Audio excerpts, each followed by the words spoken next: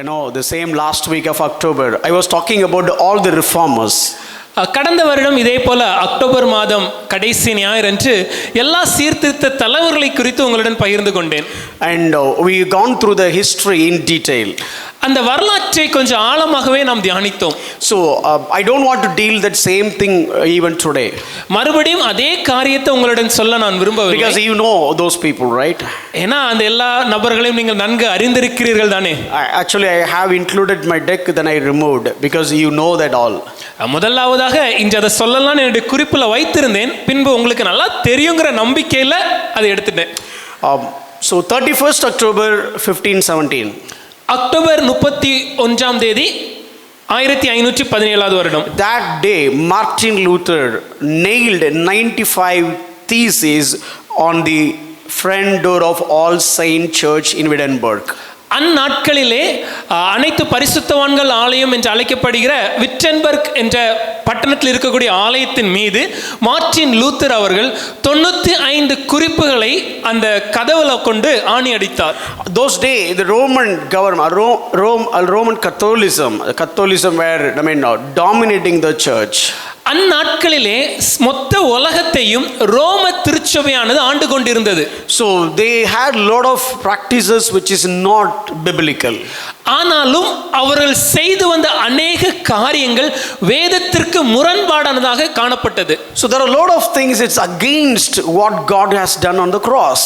சிலுவையிலே இயேசுவானவர் என்ன செய்து முடித்தாரோ அதற்கு மாறாக விரோதமாக அநேக காரியங்கள் இருந்தது. And Martin Luther was one of the monks. அந்நாட்களிலே ஒரு துறவியாக இருந்தவர் தான் Martin Luther. But when he heard about the sermon on Romans chapter 1 verse 17, he understood that all these things are wrong.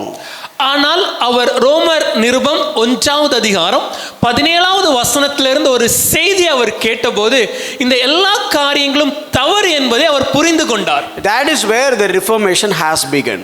அங்குதான் இந்த சீர்திருத்தமானது துளிர்விட ஆரம்பித்தது. So what is our vision? நம்மளுடைய தரிசனம் என்ன?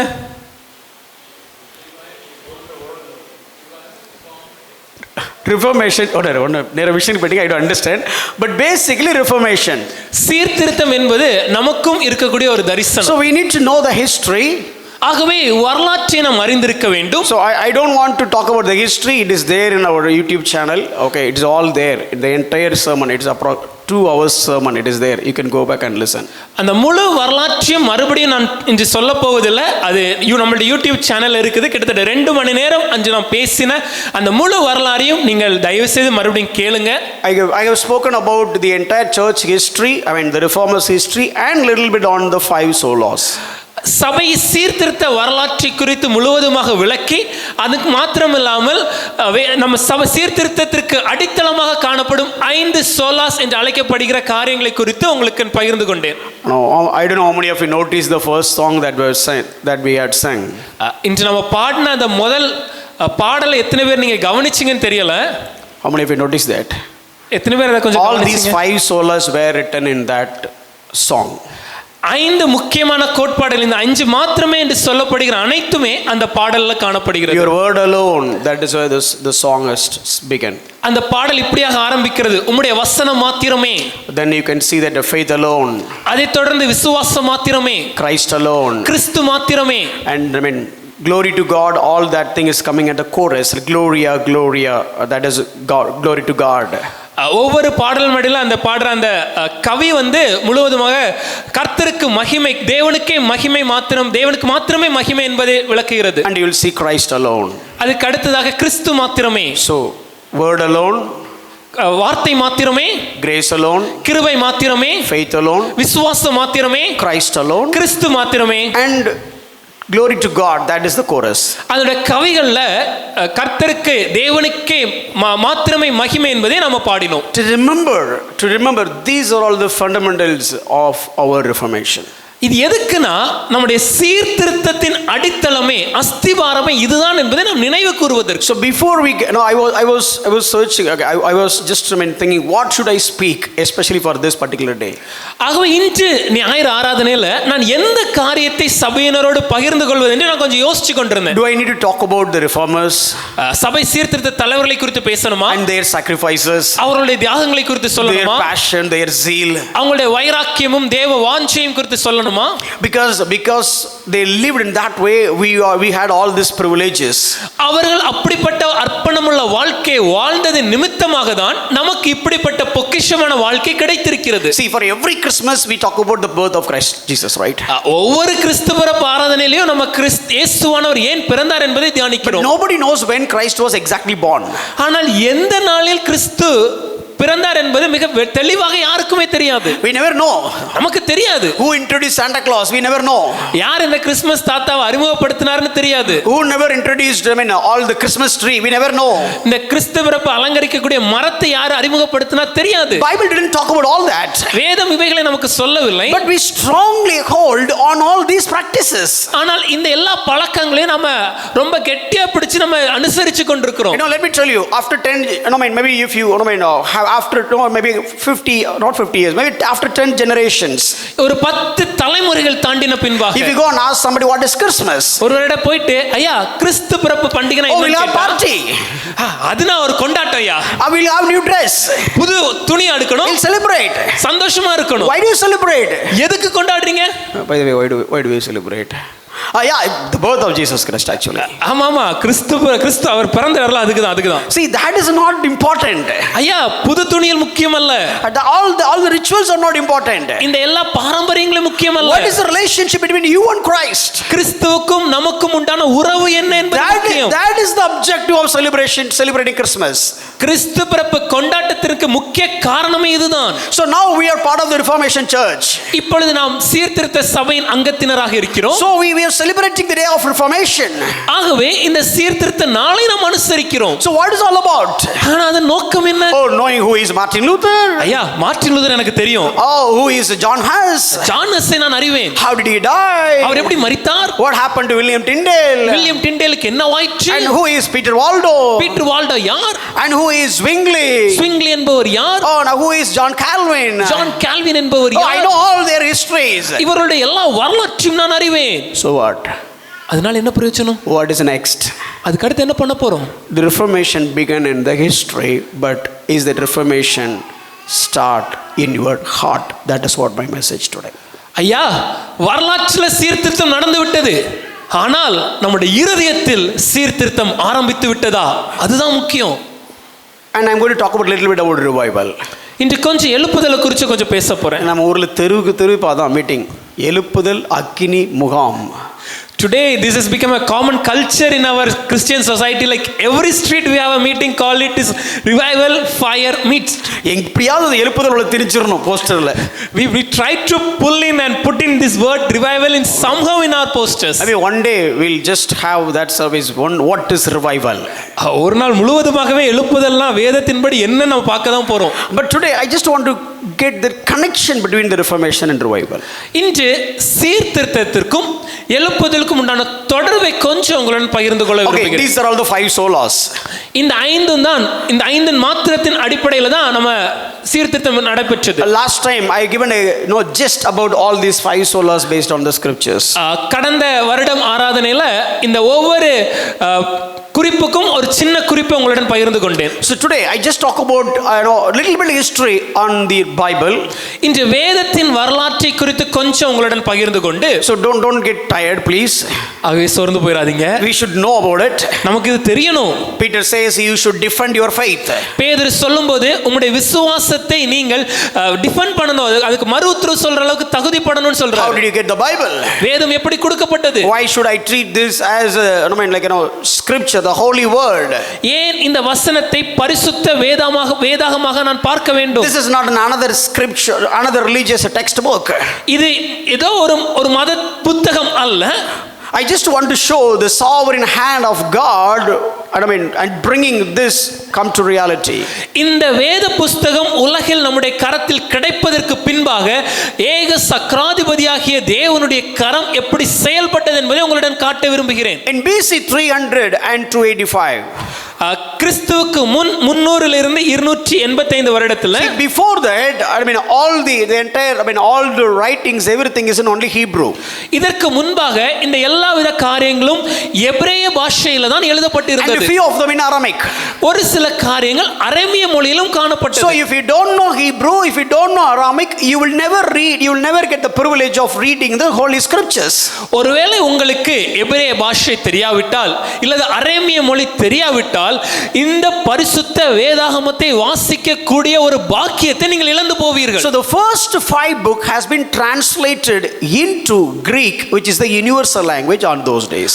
ஆகவே அந்நாட்களிலே இந்த முதல் 5 புஸ்தகங்கள் என்று அழைக்கப்படுகிற இந்த ஆகமங்களை அந்நாட்களில் உலகம் முழுவதும் காணப்பட்ட கிரேக்க மொழிக்கு மொழிபெயர்த்தார்கள். Then later point of time, பின் நாட்களிலே 70 translators came together. 70 மொழிபெயர்ப்பாளர்கள் இணைந்து வந்து, we call them as Septuagint, அவர்களை செப்டஜின்ட் என்று நாம் அழைக்கிறோம். and they have translated the entire Old Testament into Greek language. அவர்கள் இந்த மொத்த பழைய ஏற்பாட்டு நூலையும் கிரேக்க மொழிக்கு மொழிபெயர்த்தார்கள். This has happened BC 285 to 200. இது கிமு 285 இருந்து 200க்குள்ளாக நடந்த ஒரு வரலாறு. Then Jesus born. அதன் பின்பு இயேசு பிறந்தார். The gospel epistles and all these things have come. சுவிசேஷ புஸ்தகங்களும் நிருப புஸ்தகங்களும் எழுதப்பட்டது. And AD 90 Anno Domini, which means after Christ, after cross and the year of Lord's favor, AD 90 the canonism is done, which means the Old Testament is completed. கிறிஸ்து பிறப்புக்கு பின்பாக, சிலுவை மரணத்திற்கு பின்பாக, இயேசு கிறிஸ்துவின் எல்லா காரியங்களும் எழுதப்பட்டதற்கு பின்பாக கிபி 90வது வருடம் கேனன் என்று அழைக்கப்படுகிற இந்த புஸ்தகத்தை முழுமையுமாக அவர்கள் ஒரு வடிவமைப்பிற்கு கொண்டு வந்தார்கள். That is the time you got the Old Testament 39 books. அந்நேரத்துல தான் நமக்கு இந்த பழைய ஏற்பாட்டாகிய இந்த 39 புஸ்தகங்களை நாம் முழுமையுமாக பெற்றுக்கொண்டோம். But gospels and on the epistles, all these things are in Greek. ஆனால் அந்நாட்களிலே எழுதப்பட்ட நிருபங்களும் சுவிசேஷ புஸ்தகங்களும் கிரேக்க மொழியில் காணப்பட்டது. So if you want to know God, ஒருவேளை உங்களுக்கு தேவனை பற்றி அறியணும்னா you should know you should know Greek, உங்களுக்கு கிரேக்க மொழி தெரியணும், or Hebrew, இல்லை என்றால் எபிரேய மொழி or தெரியணும், Aramaic. அப்படி இல்லைன்னா அரேமிய மொழி. If you don't know these 3 languages, you will never know anything about God. இந்த 3 மொழியும் நமக்கு தெரியலனா தேவனை குறித்து நம்மளால எதையுமே அறிந்து கொள்ள முடியாது. Then they translated the gospels into Latin. அதன் பின்பாக இந்த சுவிசேஷ புஸ்தகங்களை லத்தீன் மொழிக்கு மொழிபெயர்த்தார்கள். 83, 82 and 84. கிறிஸ்து கிபி 382 இருந்து 384 வருடங்களில். So then what happened is, so now this language is in all the holy scriptures. If you read, you can study the holy scripture if you know only these 4 languages: Hebrew, Greek, Aramaic and Latin. ஆகவே அந்நாட்களிலே நீங்கள் இந்த வேத புஸ்தகத்தை படிக்க வேண்டும் என்றால் உங்களுக்கு எபிரேய மொழி, கிரேக்க மொழி, அரேமிய மொழி இல்ல லத்தீன் மொழி, இந்த 4ல ஒரு மொழி தெரிந்தாக வேண்டும். Old Testament is also in Latin. பழைய ஏற்பாடும் லத்தீன் மொழியிலே மொழிபெயர்க்கப்பட்டது. And it stopped. அதோடு அது நின்று விட்டது. 1100 years. 1100 வருடம். There is no progress. எந்த ஒரு முன்னேற்றமும் இல்லை. The Roman Catholic world, ரோம கத்தோலிக்க திருச்சபை, they made sure that this Bible is not being translated to any other languages. இந்த பரிசுத்த வேத புஸ்தகத்தை வேறு எந்த மொழிக்கும் மொழிபெயர்க்கப்படக்கூடாது என்பதில் மிக கவனமாக அவர்கள் இருந்தார்கள். So only the elite community can read the Bible. ஆகவே அந்த மேல் வர்த்தக ஒரு கூட்டத்தால மாத்திரம் தான் இந்த வசனத்தை வாசிக்க முடியும். So this is the era where Reformation given birth. இப்படிப்பட்ட ஒரு சூழ்நிலையில தான் சீர்திருத்தமானது உதயமானது. Martin Luther has come. Martin Luther எழும்பினார். Before that, Peter Waldo. அதற்கு அதற்கு முன்பாக பீட்டர் வால்டோ என்பவர் he appointed people and translating the Bible. அவர் சில நபர்களை நியமித்து வேதத்தை மொழிபெயர்ப்பதற்காக வைத்தார். Sold all his property just for that purpose. தன்னுடைய மொத்த சொத்தையும் விற்று இந்த ஒரு வேலைக்காக அவர் கொடுத்தார். Then John Huss has come. John Wycliffe has come. அதன் பின்பாக ஜான் விக்லிஃப் வந்தார். He has all his people and asking them to copy the Bible. அவர் தன்னுடன் ஒரு சில நபர்களை இணைத்துக் கொண்டு இந்த வேத புத்தகத்தை நகல் எடுக்க பிரதிகளை எடுப்பதற்கு வைத்தார். And John Huss who got those copies and he started translating the Bible. இப்படிப்பட்ட பிரதிகள்ல ஒன்றை ஜான் ஹஸ் பெற்றபோது அவர் வேதாகமத்தை மொழிபெயர்க்க ஆரம்பித்தார். He started copying the scripts. அவர் கொடுக்கப்பட்ட இந்த பிரதிகளை நகல் எடுத்து விற்க அதை மற்றவர்களுக்கு கொடுக்க ஆரம்பித்தார். They burned him at stake. அவரை கட்டையில கட்டி வைத்து எரித்தார்கள். And later point of time Martin Luther came. பின் நாட்களிலே மார்ட்டின் லூதர் எழும்பினார். And he was the one man who stood against the entire emperor. அந்த மொத்த பேரரசுக்கும் எதிராக இந்த ஒரு மனிதர் எழும்பினார். And this man translated the Bible in the German language. Martin Luther அவர்கள் ஜெர்மானிய மொழிக்கு வேதாகமத்தை மொழிபெயர்த்தார்கள். Then William Tyndale came into place. அதன் பின்பாக வில்லியம் டிண்டேல் என்பவர் and he started translating the Bible into English. இந்த வேதாகமத்தை ஆங்கில மொழிக்கு மொழிபெயர்க்க ஆரம்பித்தார். And AD 1604 we have got the KJV Bible. கிபி 1604வது வருடம் நாம் கரங்களில் வைத்திருக்கிற கிங் ஜேம்ஸ் வெர்ஷன் என்ற ஆங்கில வேதாகமம் கிடைக்கப்பெற்றது. And it completed by 1885. அது 1825வது வருடத்தில் முழுமையாக மொழிபெயர்க்கப்பட்டது. And during the 17th century Ziegenbalg came from German and he started translating English Bible or German Bible into Tamil. That is how we have got our Tamil Bible. 17வது நூற்றாண்டுல ஜீகன் பால்க் என்பவர் நம்முடைய தமிழ்நாட்டிற்கு வந்து நம்முடைய தமிழ் மொழியில இந்த வேதாகமத்தை மொழிபெயர்த்தது நிமித்தமாகவே இன்று நம்முடைய கரங்களில் வேத புத்தகம் இருக்கிறது. We should know all this history.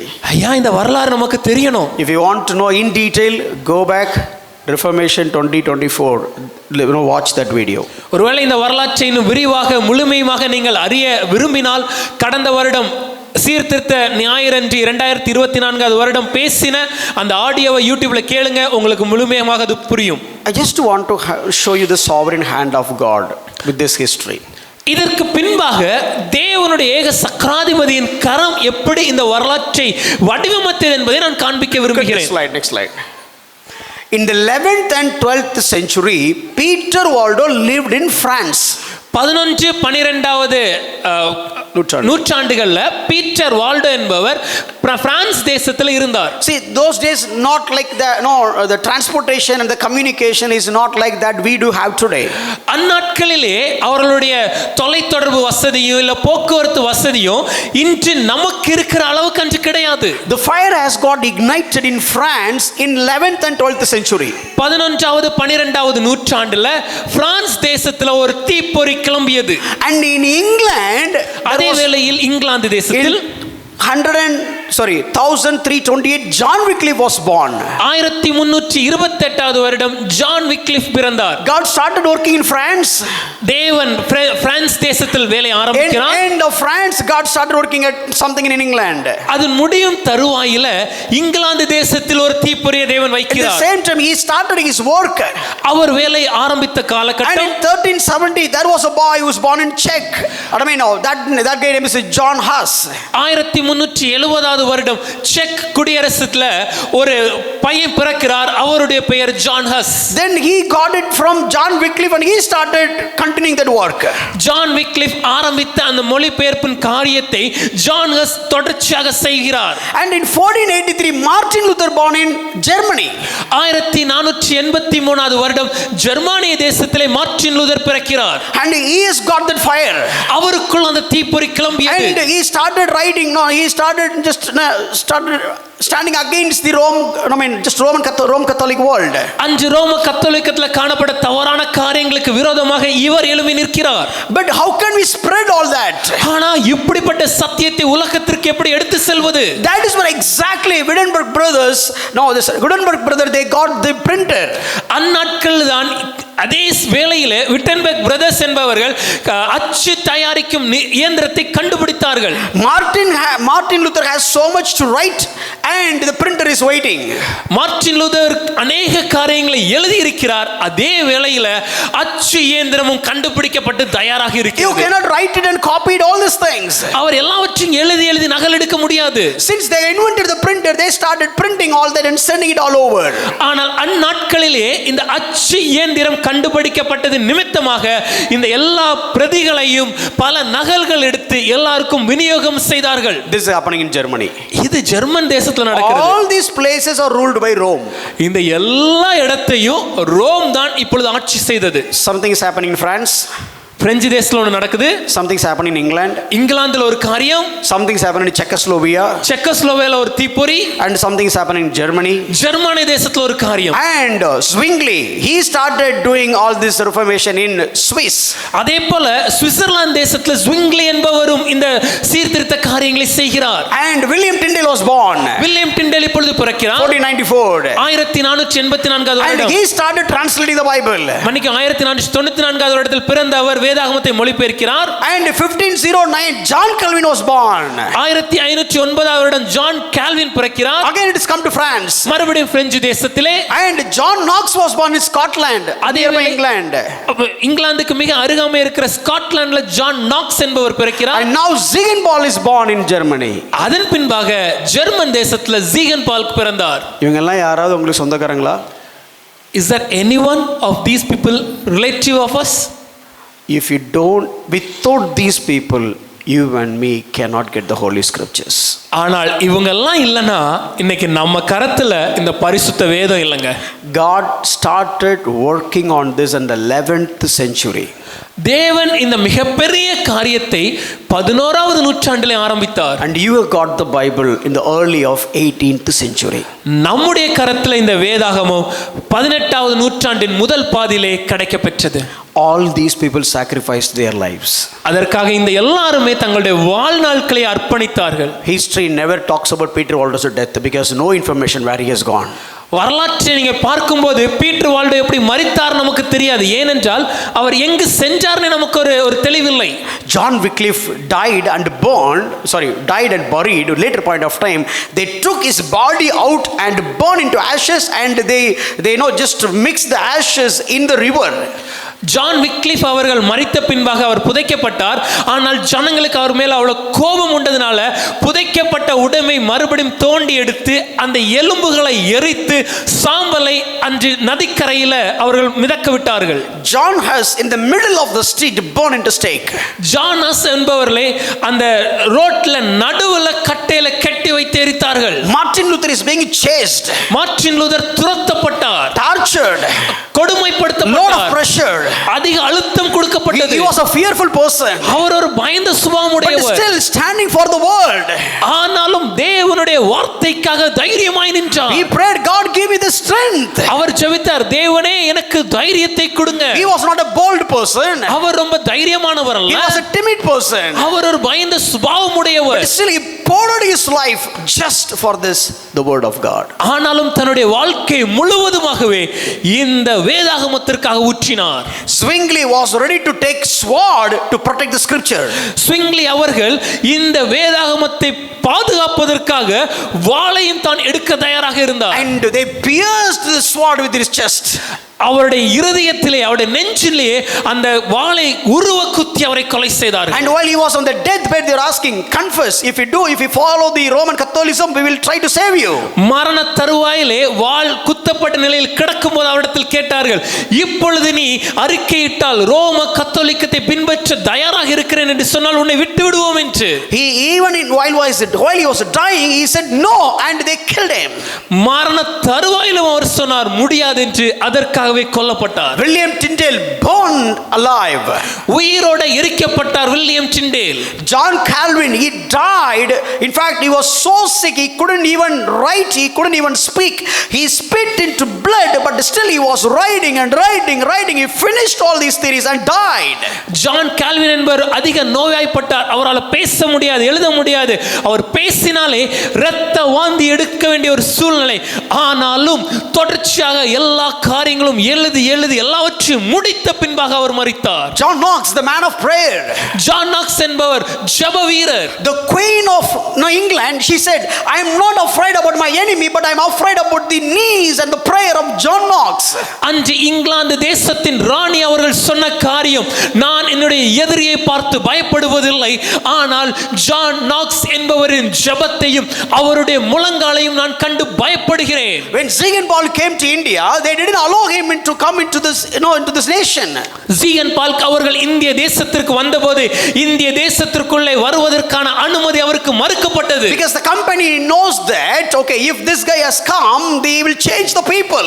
ஏனென்றால் கிழக்கிந்திய கம்பெனி அவர்களுக்கு நன்றாகவே தெரிந்திருந்தது, இவர் இந்த இடத்திற்கு வந்தார்னா ஜனங்களை மாற்றி விடுவார். And he knelt down and prayed for more than 30 hours on the sea sand. அந்த கடற்கரை மணலிலே முழங்கார் படியிட்டு 30 மணி நேரத்திற்கு மேலாக அவர் ஜெபித்தார். He sold out his life to just translate the Bible into Tamil, and he died in his late 30s. இந்த வேதாகமத்தை தமிழ் மொழியிலே மொழிபெயர்ப்பதற்காக தன்னுடைய ஜீவனையே ஊற்றிய அந்த மனிதர் தன்னுடைய 30வது வயதின் 2வது பகுதியில் அவர் மரித்து போனார். See, when you know all these things, it just stir up your heart. இந்த காரியங்களை நாம் அறியும் போது அது நம்முடைய மனதை தூண்ட வேண்டும். When next time when you take the Bible, you should feel the aroma of blood. அடுத்த முறை இந்த வேதத்தை நாம் எடுக்கும்போது இரத்த வாடை அதில் நாம் நுகர வேண்டும். There are so many people shed their blood so that you can read the scriptures. அநேகம் பேர் தங்களுடைய இரத்தத்தை சிந்தினார்கள். எதற்காகனா இந்த வேத வசனத்தை நம்ம வாசிக்கணுங்கிறதுக்காக. We study this history every year. ஒவ்வொரு வருஷமும் இந்த வரலாற்றை நம்ம கேட்கிறோம். They died. அவர்கள் மரித்துட்டாங்க. But still they are living. ஆனாலும் உயிரோடு One day we will die. நாமும் ஒரு நாள் மரிப்போம். Obviously we will all die. நாம் எல்லாரும் நிச்சயமாகவே ஒரு நாள் மரிப்போம். My point is, ஆனா என்ன சொல்ல வரேனா, will the church history in future talk about you? நம்முடைய சபையானது, சபை வரலாறு பின் நாட்களிலே நம்மை குறித்து இப்படி பேசுமா? These people are dead and gone. இவங்களாம் மரித்து போய்விட்டார்கள். After even more than 500 years, but still we are speaking about them and we are celebrating what they have done for today's Christian world. 500 வருடங்கள் கடந்து விட்டது. ஆனாலும் இவர்கள் கிறிஸ்தவத்திற்காக, இன்று நம்முடைய சபைக்காக அவர்கள் செய்த காரியத்தை நாம் தொடர்ந்து நினைவு கூர்ந்து பேசிக் கொண்டிருக்கிறோம். My point is, என்ன சொல்ல வரேனா, will the future generation remember you? நம்முடைய எதிர்கால சந்ததி நம்மை இப்படி நினைவு கூறுமா? Let me ask one crucial question just to move on. ஒரு முக்கியமான ஒரு கேள்வியை மாத்திரம் கேட்டு கடந்து செல்ல விரும்புகிறேன். There is now everybody will have uncertainty of life. நம்முடைய எல்லாருடைய வாழ்க்கையிலும் எதிர்காலத்தை குறித்து ஒரு நிச்சயம் இல்லாத காரியம் உண்டு. If you belong to a church of reformation, ஆனால் ஒரு சீர்திருத்த சபையின் அங்கத்தினராக நீங்கள் இருந்தீர்கள் என்றால், I have one question for you. நான் உங்களிடத்தில் ஒரு கேள்வியை கேட்கிறேன். If you died today, இன்று நீங்கள் மரித்தீர்கள் என்றால், have you done anything so that the future church will talk about you? நாளைய சபை நம்மை நினைவு கூர்ந்து பேசுவதற்காக எதையாவது செஞ்சிருக்கோம் ஐயா? You cannot do it tomorrow. நாளைக்கு செய்ய முடியாது. You cannot do it next year. நாளை அடுத்த வருடம் செய்ய முடியாது. You cannot do it in the next decades. இல்ல அடுத்த தலைமுறையில செய்ய முடியாது. Because you don't know. ஏன்னா நமக்கு தெரியாது. Whether you will be alive or not, nobody knows. நாளைய தினம் உயிரோடு இருப்போமா இல்லையா என்பது யாருக்கும் தெரியாது. I am pouring out my 100% today because I will never know what I can do tomorrow for the church. என் ஜீவனை 100% இன்று நான் ஊற்றுகிறேன். ஏனென்றால் எனக்கு தெரியாது நாளைக்கு நான் உயிரோடு இருப்பேன், நான் சபைக்கு ஏதாவது செய்ய முடியுமான்னு. What you can do for the church tomorrow, that is the kind of not reality. What you can do to the church today, that is the reality and practicality. ஐயா, சபைக்காக நான் நாளை எதையாவது செய்வேன் என்று சொல்லுவது ஒரு மாயையான காரியம். ஆனால் இன்று இப்பொழுது நான் சபைக்கு என்ன செய்து கொண்டிருக்கிறேன் என்பதே உண்மையும் நிதர்சனமான வாழ்க்கையில காணப்பட வேண்டிய அர்ப்பணிப்பும். Let the reformation begin in our hearts. இந்த சீர்திருத்தமானது நம்முடைய இருதயத்தில் உதயமாகட்டும். Hallelujah. Are you all awake? Do you know, at least, I mean, I don't know whether it kindles your heart or not, but it burns my heart. இதெல்லாம் சொல்லும்போது உங்களுடைய இருதயத்தில் ஒரு ஒரு தீப்பொறி மாதிரி அது கொழுந்து விட்டு எரிதா இல்லையான்னு எனக்கு தெரியல, ஆனால் என் இருதயம் அப்படி தான் இருக்கு. But even if you go back and read, I mean, the content that we have in our calendar. ஒருவேளை நீங்கள் உங்கள் வீட்டுக்கு போயிட்டு உங்கள் எல்லார் வீட்டிலையும் இருக்கக்கூடிய அந்த கேலண்டரில் இருக்கக்கூடிய அந்த செய்தியை வாசிச்சிங்கனாலே your heart will burn. உங்கள் இருதயம் கொழுந்து விட்டு எரியும் ஐயா. Still I remember when I was preparing the content, there was a family fellowship. எனக்கு இன்று நன்றாக ஞாபகம் இருக்கிறது, அந்த கேலண்டருக்கான அந்த குறிப்புகளை தயார் செய்யும் போது ஒரு குடும்ப கூடுகை இருந்தது. And myself and Sylvain, you know, we were there. அப்போ அந்நாட்களிலே நான் போதகரோடு இருந்தேன். And Sylvain has to, I mean, share the word on that day. அந்நாட்களிலே நான் தான் செய்தியை கொடுக்க வேண்டிய இருந்தது. I was working on this, you know, content. அப்போ போதகர் வந்து இந்த குறிப்புகளை அந்த கேலண்டரில் என்ன போடணுமோ தயார் செய்து கொண்டிருந்தார். And when I was reading about Latimore, அப்போ லாட்டின்மோர் என்பவரை குறித்து போதகர் வாசித்தார். and I'm telling you, being very honest, நான் ரொம்ப வெளிப்படையாவே சொல்றேனே, I just closed it. I was just thinking. நான் அதை அப்படியே வைத்து விட்டு கொஞ்ச நேரம் யோசிக்க ஆரம்பிச்சேன். I was about to cry. எனக்கு அழுகை வந்து விட்டது. How is it possible? தேவனே எப்படி இப்படி எல்லாம் வாழ்றாங்க? How is it possible? They're burning. உயிரோடு எரிக்கப்படுகிற சமயம். And you know, their conversation, what they have spoken, it is there in the calendar.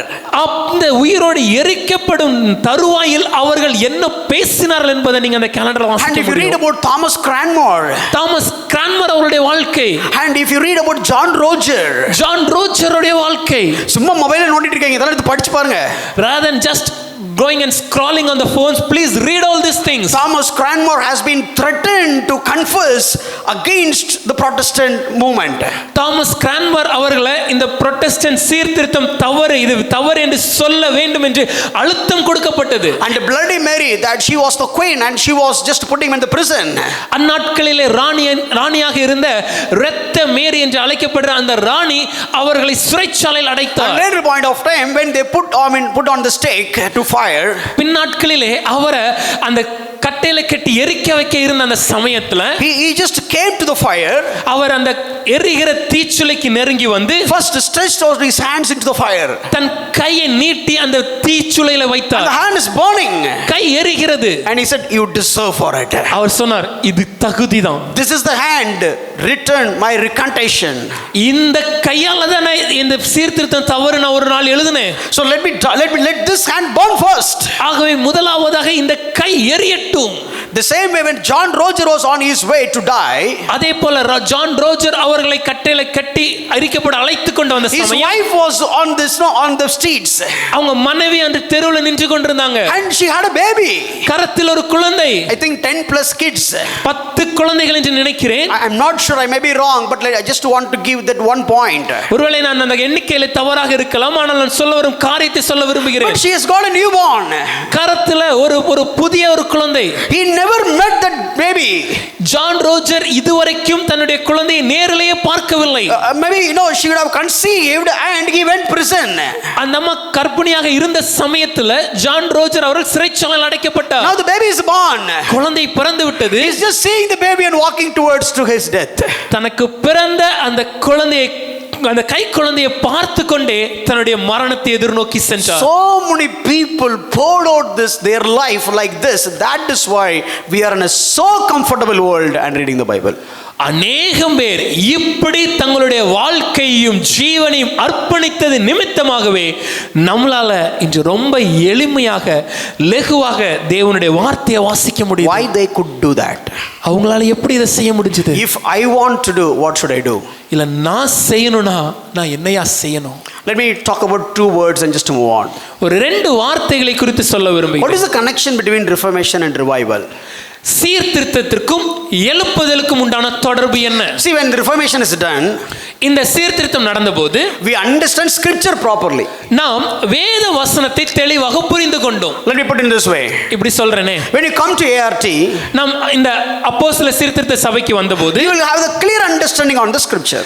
வசனம் என்ன என்பதை தெளிவாக அறிந்து கொள்கிறோம். Because we don't preach what we want to preach. ஏனென்றால் எங்களுடைய அனுபவங்களை எங்களுக்கு பிடித்ததை நாங்கள் பேசுவதில்லை. We don't want to preach what we felt. எங்களுக்கு என்ன தோன்றுகிறதோ இல்ல உணர்கிறோமோ அதை பேசுறதில்லை. We don't preach what we think. எங்களுக்கு என்ன தோன்றுகிறதோ அதை பேசுவதில்லை. We don't interpret the scripture the way that we want. எங்களுக்கு பிரியமானபடி வசனத்தை நாங்கள் விளக்குவதில்லை. We read the Bible and we clarify the Bible from the Bible or the writings of the church fathers. வேத வசனத்தை வாசித்து வேத வசனமே வேதத்தை விளக்குகிறதின் விதமாகவே வேதத்தை விளக்குகிறோம். அது மாத்திரமல்லாமல் சபை தலைவர்களும் இதை குறித்து என்ன சொல்லி இருக்கிறார்களோ அதன் அடிப்படையில் கற்றுக் கொடுக்கிறோம். We are not here to put our thoughts. எங்களுடைய எண்ணங்களை இதில் திணிக்கிறதில்லை. So this is where you know the scripture. ஆகவே நம்முடைய சபையில நாம் வசனத்தை அறிகிறோம். You will have the reformation in your home.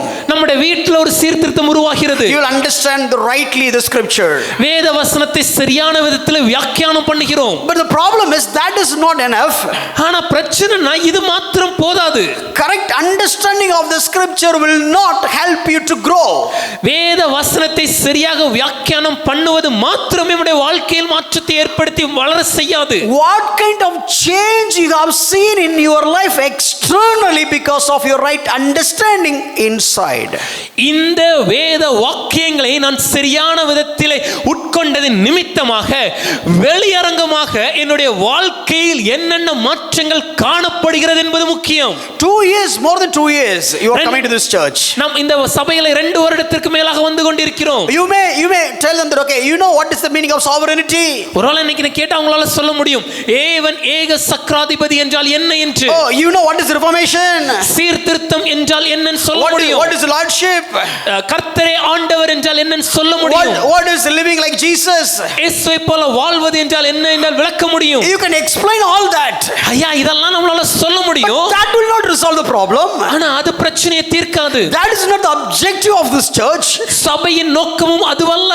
That is not our motive at all. அது நம்ம இந்த சபையோட எதிர்பார்ப்பும் அல்ல. Your head may be expanded. உங்களுடைய அறிவு வளர்ந்திருக்கலாம். Your knowledge may be expanded. உங்களுடைய அறிவுல நீங்கள் பெருகி இருக்கலாம். But that is not reformation. ஆனால் அது சீர்திருத்தம் அல்ல. That is not our ultimate aim. அது நம்மளுடைய முடிவாக நாம் எதிர்பார்ப்பும் அல்ல. Do you see the change in your day to day life? உங்களுடைய அனுதின வாழ்க்கையில ஒரு மாற்றத்தை நீங்க உணர்கிறீர்களா? So if you read Acts chapter 15 verse 16, அப்போஸ்தலர் 15ஆம் அதிகாரம் 16வது வசனத்தை it's வாசிக்கும்போது talking about, it was a prophetical word. அது ஒரு தீர்க்கதரிசனமான ஒரு வார்த்தை. In fact, apostles, they quoted that word from the Old Testament. அந்த இடத்துல அப்போஸ்தலர்கள் பழைய ஏற்பாட்டிலிருந்து இந்த வாக்கியத்தை இந்த வசனத்தை எடுத்து மேற்கோள் காட்டுகிறார்கள். This is basically a discussion about James, about the Gentile, with respect to James and Peter and Paul and Barnabas and all the people. புறஜாதியாருக்கும் விருத்தசேதனத்துக்கு உண்டான ஒரு காரியத்தை குறித்து அவர்கள் விவாதிக்கும் போது பேதுரு, யாக்கோபு, பவுல் மற்றும் பர்னபா அவர்கள் இருக்கும்போது பேசப்பட்ட ஒரு வாக்கியம். See, the gospel is going to the Gentile. சுவிசேஷமானது புறஜாதியாருக்கு சென்றடைந்து விட்டது. Now look at the one principle that is written in that place. அந்த இடத்துல எழுதப்பட்டிருக்கிற ஒரு விதியை நீங்கள் உற்று பாருங்கள். Let me read 16 and 17. Please listen. 16 17 வசனங்களை நான் வாசிக்கிறேன், கொஞ்சம் நல்லா கவனிங்க. After this I will return and I will rebuild the tent of David that has fallen. I will rebuild its ruins and I will restore it, that the remnant of mankind may seek the Lord and all the Gentiles who are called by my name, says the Lord who makes these things. நம்ம தமிழ் வேதாகமத்தில் முதலாவதாக 17வது வசனத்தை ஆங்கிலத்தில் 16ஆக எழுதியிருக்கிறாங்க. So நம்ம 17 வாசிட்டு அப்புறம் 16 வாசிக்கிறேன். நான் இதற்கு பின்பு திரும்பி வந்து விழுந்து போன தாவீதின் கூடாரத்தை மறுபடியும் எடுப்பித்து அதிலே பாழாய் போனவைகளை மறுபடியும் சீர்படுத்தி அதை செவ்வையாக நிறுத்துவேன். அது 17வது வசனம். 16வது வசனம் சொல்லுது, எப்படி எனில் மற்ற மனுஷரும் என்னுடைய நாமம் தரிக்கப்படும் சகல ஜாதிகளும் கர்த்தரை தேடும்படிக்கு கர்த்தர் சொல்கிறார் என்று எழுதியிருக்கிறது. If the Gentile want to seek the Lord, ஐயா புறஜாதியார் தேவனை தேட வேண்டும் என்றால் God is not telling them, okay, let me work on the Gentiles first. தேவன் அப்ப நான் முதல்ல புறஜாதியரோட வாழ்க்கையில ஒன்னு செய்யறேன்னு சொல்லல. No. First let me work on David's house.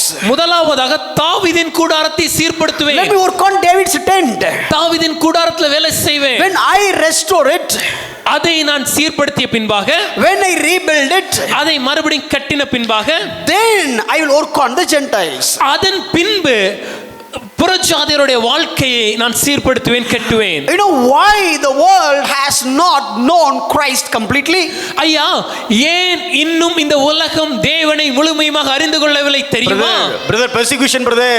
ஐயா, உபத்திரம் ஐயா, lot of challenges brother. அநேக சவால்கள், worldliness, உலகம், money, பணம், and self pride, சுயம், பெருமை, selfishness, சுயநலம், and lot of obstacles. அநேக சவால்கள். No, that is not the main reason. It's all there, but still, if the tent of the David is not being rebuilt, God cannot work on the Gentiles. ஐயா, இதெல்லாம் இருக்கிறது உண்மைதான, இதுவெல்லாம் முக்கியமான பிரச்சனைகள் அல்ல. தேவன் எப்பொழுது தாவீதின் கூடாரம் எழுப்பி படாவிட்டால், தாவீதின் கூடாரம் சீர்படாமல் இருப்பதே இந்த உலகம் தேவனை அறியாமல் இருப்பதின் காரணம். Hallelujah. Who is the tent of David? இப்போ தாவீதின் கூடாரம் யாரையா? Who belongs to the tent of David? தாவீதின் கூடாரத்தின் ஜனங்கள் யார்? Solomon, Rehoboam, அவங்க அப்படிதானே? Is it Rehoboam and all those people? Who are all belong to the tent of David? தாவீதின் கூடாரத்தின் ஜனங்கள் யார்? His own people.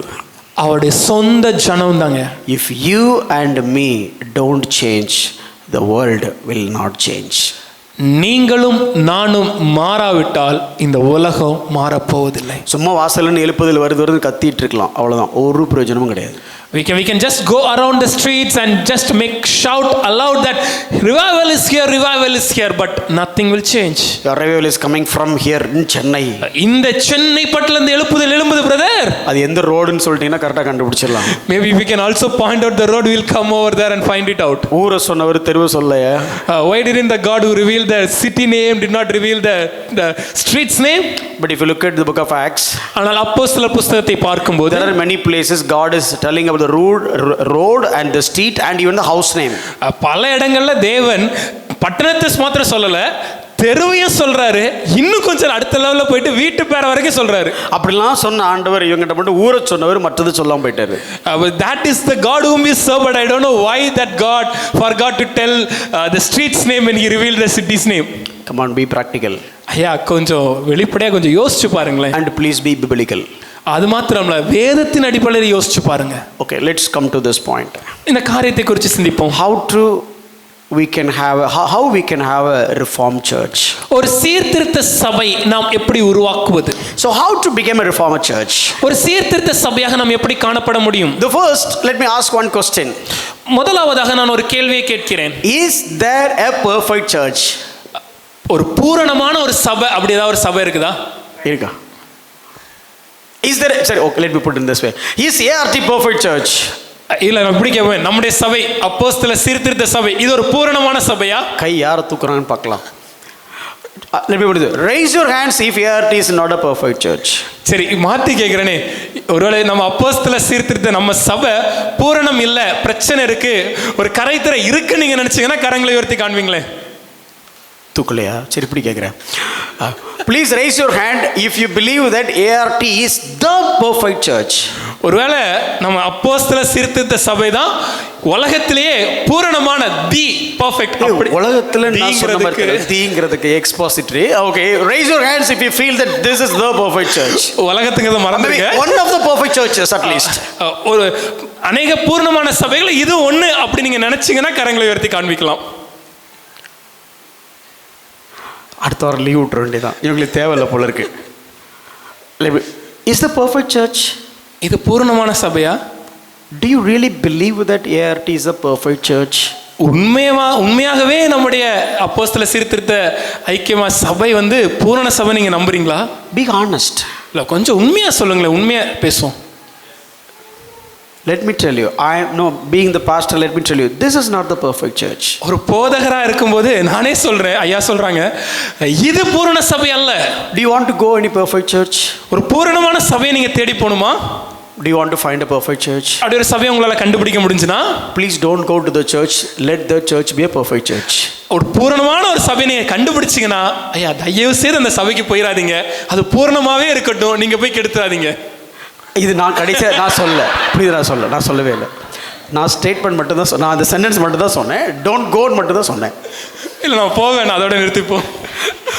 Now you tell me, is there a perfect church? சரி, இப்ப சொல்லுங்களேன், பூரணமான ஒரு சபை அப்படின்னு ஒரு சபை இந்த உலகத்துல இருக்குதா? Collection of imperfect Christians coming together and worshiping in having the corporate worship. How can you expect a perfect church? கரைத்திரையோடு காணப்படுகிற பூரணமற்ற கிறிஸ்தவர்கள் இணைந்து சபையாக கூடி வரும்போது அந்த சபை எப்படி ஒரு பூரணமான சபையா இருக்கும் நீங்க எதிர்பார்க்கறீங்க? If the believer is not perfect, the church cannot be perfect. ஐயா, விசுவாசி பூரணராக இல்லாவிட்டால் சபை பூரணமாக இருக்க முடியாது. See, always we do have a mentality. You know what? We'll always, over the hedges we look other side, others church. நமக்கு எப்பொழுதுமே ஒரு மனப்பா உண்டு. அப்படியே கொஞ்சம் எட்டி பார்த்து பக்கத்துல இருக்க சபை எப்படி இருக்கு, அடுத்த சபை எப்படி இருக்குன்னு எட்டி பார்ப்போம். Whether it is more green or not. இக்கரைக்கு அக்கறை பச்சையா இருக்குதா? Okay, I go and check whether that church is good church or not. அப்படினா நான் அந்த சபைக்கு போய் பார்த்தேனா அந்த சபை நல்லா இருந்துச்சுனா நல்லா இருக்குமே. Let me YouTube it. நான் கொஞ்சம் YouTubeல தேடி பார்க்கறேன். And find out which is the best church. சிறந்த சபை எது? And what is their mistakes? அங்க இருக்கக்கூடிய தவறுகள் என்ன? What is their errors? அவங்களோட இருக்கிற பிரச்சனை என்ன? But we will never look at I will be the church and I am the church. ஆனால் நானே தேவனுடைய ஆலயம் என்றும் நானே சபை என்பதையும் நான் ஏன் மறந்து விட்டோம்? So the church is not an entity, church is me. சபை என்பது ஒரு பொருளாக இல்ல கூடி வருகிற ஒரு கட்டிடம் அல்ல, சபை என்பது நான். If this ART church should become a perfect church, let me tell you, first we should become a perfect people. ஐயா, இந்த அப்போஸ்தல சீர்திருத்த சபையானது ஒரு பூரணமான சபையாக மாற வேண்டும் என்றால் நான் ஒன்று சொல்கிறேன், நாம் ஒவ்வொருவரும் தனிப்பட்ட முறையில் ஒரு பூரணராக மாற வேண்டும். Please think differently. இத கொஞ்சம் வித்தியாசமா யோசிச்சு பாருங்க. Please think biblically. வேதத்தின்படி யோசிங்க. Let's not look at that church, this church and how they are not. ஐயா, அந்த சபையை பார்த்து இல்ல இந்த சபையை பார்த்து இவங்க எப்படி இருக்காங்க இல்ல இவங்க எப்படி இல்ல நம்ம தேடக்கூடாது. Look at us. நம்மை பார்க்க வேண்டும். If I want to have a perfect congregation, I belong to the congregation, I have to change. நான் ஒரு பூரணமான சபை கூடி வருதலில் பங்கெடுக்க வேண்டும் என்றால் அந்த சபை கூடி வருதலில் நானும் ஒரு அங்கமாக இருப்பதினாலே நான் முதலாவதாக பூரணராக மாற வேண்டும். Each and every one of you is a church. நீங்க இருக்கிற ஒவ்வொருத்தருமே ஒரு சபைதான். If you don't change, you will never change the world. ஐயா, நீங்க மாறலனா இந்த உலகத்தை நீங்க மாற்றவே முடியாது. So my point is, ஆக என்ன சொல்ல வருகிறேன் என்றால், I just want to show you one church from the Bible. வேதத்திலிருந்து ஒரு சபையை உங்களுக்கு காண்பித்து கொடுக்க விரும்புகிறேன். Let's learn from them. அந்த சபையிலிருந்து நாம் கற்றுக்கொள்வோம். Because the Bible is giving a very positive picture when it comes to that particular church. வேதகமானது இந்த சபையை குறித்து பேசும்போது மிகவும் ஒரு அற்புதமான ஒரு விளக்கத்தை நமக்கு கொடுக்கிறது. Let's turn your Bible to Revelation. உங்கள் வேதாகமத்தை வெளிப்படுத்தின விசேஷத்திற்கு திருப்பிக் கொள்ளுங்கள். You all know God was talking about 7 different churches. நாம் எல்லாரும் அறிந்திருக்கிறோம், தேவனானவர் 7 சபைகளை குறித்து அங்கு பேசினார். Let me give a context first. அதனுடைய பின்புலத்தை முதல்ல சொல்றேன். Please listen very carefully. I just want to make 3 points. All these things are not just backdrops. ஒரு 3 காரியங்களை மாத்திரம் சொல்ல போகிறேன். அதற்கு அது புரிய வைப்பதற்காக தான் இந்த எல்லா காரியத்தை சொல்றேன். கொஞ்சம் நல்லா கவனிங்க. While you are leaving today, இன்று சபையை விட்டு நாம் செல்லும்போது you just take those bulletins. அந்த 3 காரியங்களை பற்றிக்கொண்டு செல்ல வேண்டும். Am I doing that? இத நான் செய்றேனா? I know that church is not perfect. எனக்கு தெரியுது, நான் சொல்றேன் அந்த சபை சரியானது இல்லன்னு. This church is not perfect. இந்த சபை பூரணம் இல்லன்னு. I know even in this church ART lot of troubles. இந்த அப்போஸ்தல சீர்திருத்த சபையிலும் நிறைய பிரச்சனை இருக்குது நான் சொல்றேன். But my point is, ஆனா நான் என்ன சொல்ல வர்றேன்னா, okay, if God is giving some testimony about the church Pushparaj or your name, ஒருவேளை தேவன் அவர்கள் இன்று நம்முடைய சபையை குறித்து இல்லது உங்கள் பெயரை நீங்க போட்டு சபையாகிய சில்வனை குறித்து தேவன் ஒரு சாட்சியை கொடுப்பாரேயாயின், will he say that or would he say that, okay, this is the good church? ஐயா, இது ஒரு அருமையான தேவனுடைய சபைன்னு என்ன பற்றி தேவன் ஒரு சாட்சி சொல்வாரா? No, I don't have time to talk about illustrations and stories, but just listen. I just want to give the idea about this. Only this 7 churches we want to ponder around these 7 churches quickly. இன்று உதாரணங்களையோ இல்ல கதைகளையோ சொல்வதற்கு எனக்கு நேரம் இல்லாதனால தயவு செய்து கவனிங்க. இந்த 7 சபைகளை குறித்து நாம் இன்று தியானிக்க போகிறோம். So this is John was writing for all the 7 churches. யோவான் அவர்கள் இந்த 7 சபைகளுக்கு இதை எழுதினார். He is saying, okay, in the Asia Minor. இதெல்லாம் ஆசியா மைனர் என்ற இடத்துல காணப்படுகிறது. Maybe today it is like like a modern day Turkey. ஒருவேளை இந்த நாட்கள்ல துருக்கி பட்டணத்துல காணப்பட்ட சபைகள் இவை. So those days 7 postal districts were there in that place. அந்நாட்களிலே 7 மாவட்டங்களாக இவைகள் காணப்பட்டது. So 7 key cities were there. அந்த இடத்திலேயும் ஒரு 7 முக்கிய நகரங்கள் இருந்தது. So 7 churches were there in the cities, different cities. ஆகவே இந்த 7 நகரங்களிலும் 7 சபைகள் காணப்பட்டது. You would have heard about Polycarp. ஒருவேளை நீங்கள் கேட்டிருக்கலாம் பாலிகார்ப் என்னும் பிஷப் அவர்கள். So he is also belonged to the Smyrna, and he would die, he was martyred. அந்த பாலிகார்ப் பிஷப் இந்த சிமிர்னா திருச்சபையின் ஒரு பிஷப்பாக இருந்த பின்பு இரத்த சாட்சியாக மரித்தார். All these things are little bit nearby, 7 different districts. இந்த 7 மாவட்டங்களும் பட்டணங்களும் அருகருகாமை காணப்பட்டது. So God has taken these 7 churches, தேவன் இந்த 7 சபைகளையும் எடுத்து to illustrate how we are really living as a church. நான் ஒரு சபையாக எப்படி இருக்கிறேன் என்பதை வெளிப்படுத்த புரிய வைப்பதற்கு ஒரு உதாரணமாக பயன்படுத்துகிறார். Let me put in this way. இப்படி சொல்றேனே, Go back and read all these 7 churches. நீங்க போய் இந்த 7 சபைகளை குறித்து படிச்சு பாருங்களேன். And find out where you are. அதுல நாம எந்த இடத்துல இருக்கோம் கொஞ்சம் யோசிச்சு பாருங்க. And that is not only for the churches at Asia Minor, even today's world. இது ஆசியா மைனர்ல மாத்திரம் இருக்கிற சபைகளின் குணங்கள் அல்ல, இன்று இருக்கக்கூடிய சபைகளிலும் இது பிரதிபலிக்கிறது. God selected those 7 churches to illustrate our spiritual conditions.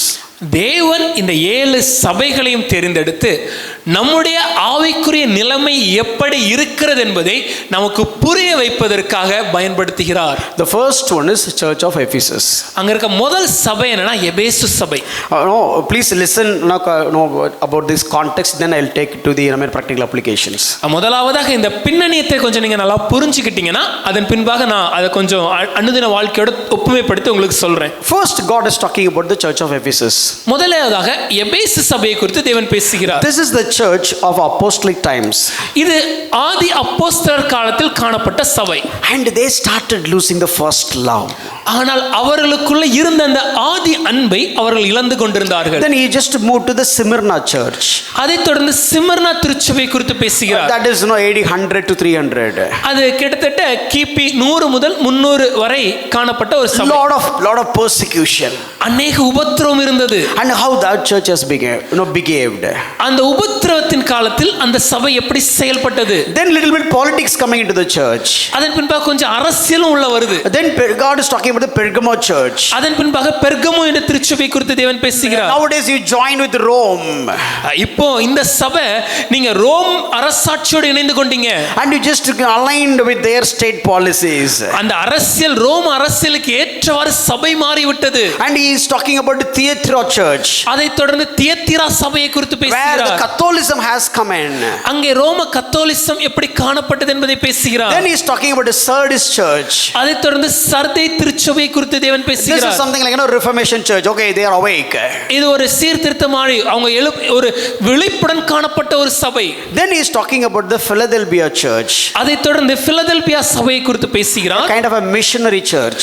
அது கிட்டத்தட்ட ஒரு மிஷனரி சபையாக இருந்தது. Finally he is talking about the Laodicea church. கடைசியாக லவோதிசியா சபையை குறித்து பேசுகிறார். That is a kind of apostate church. அது பின்மாற்றத்தில் காணப்பட்ட ஒரு சபை.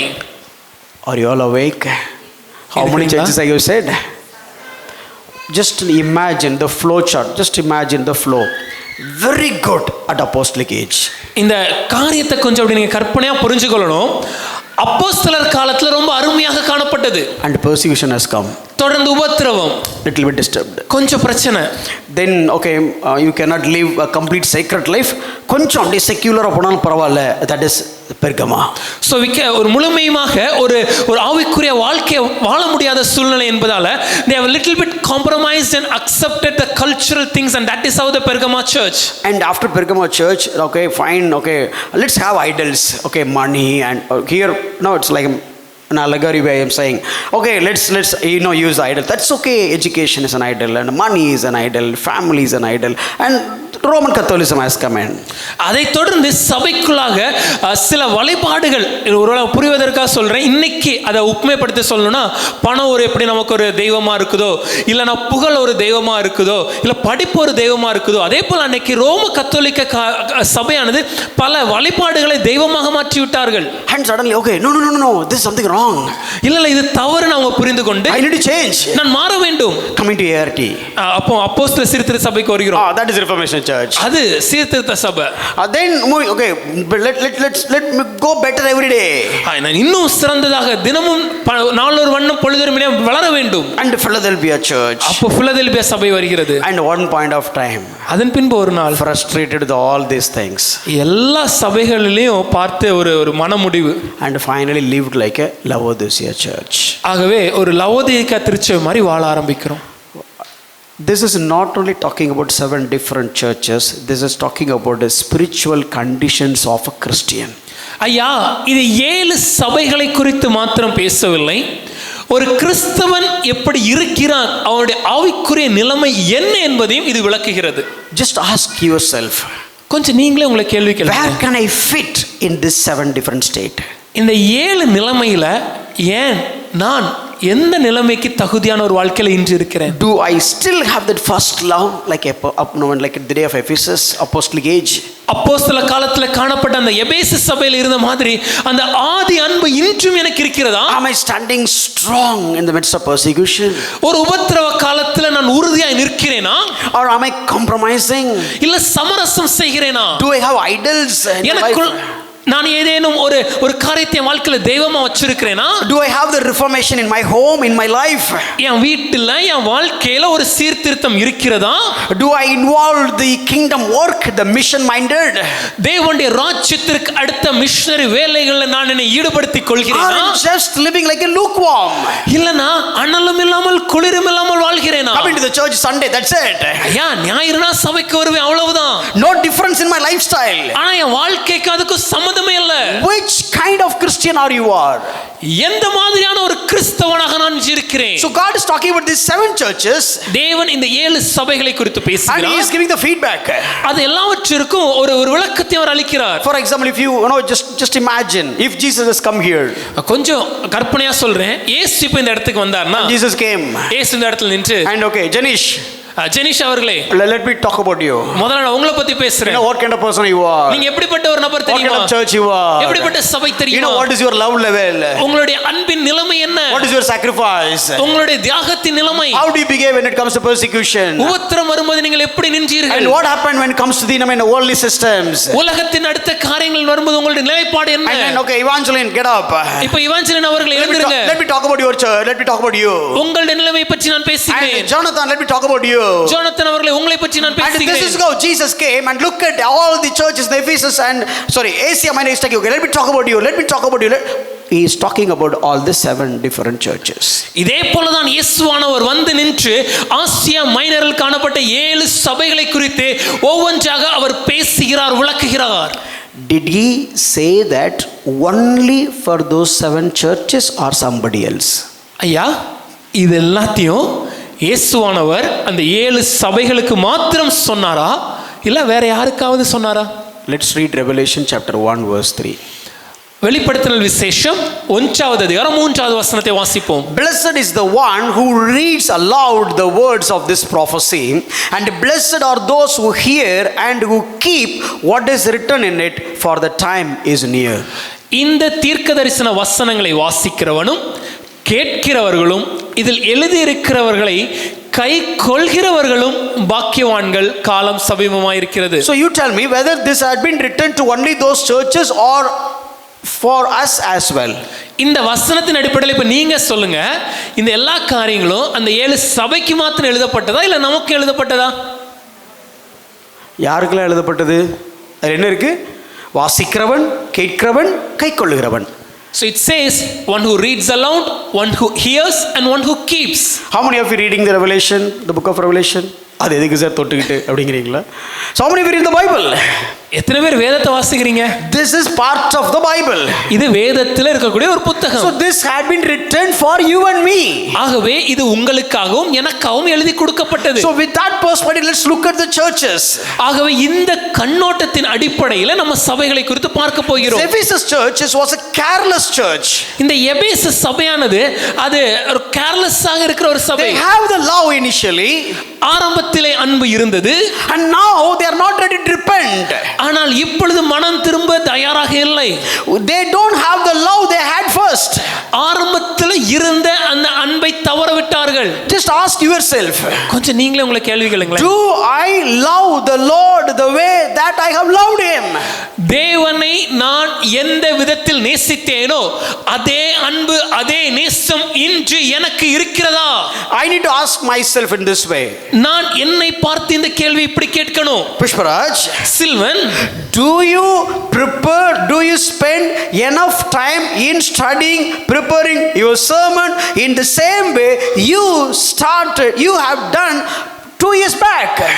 இன்று நான் இந்த வேதத்தை படிப்பதிலும் தியானிப்பதிலும் செய்திகளை தயார் செய்வதிலும் செலவிடுகிற நேரமும் கிரமமும் 2 வருடத்திற்கு முன்பாக எப்படி இருந்ததோ அதே போல இருக்கிறதான்னு எனக்கு நான் கேள்வி கேட்கணும். Pushparaj, did you pray when you started this congregation gathering in the same way are you praying now?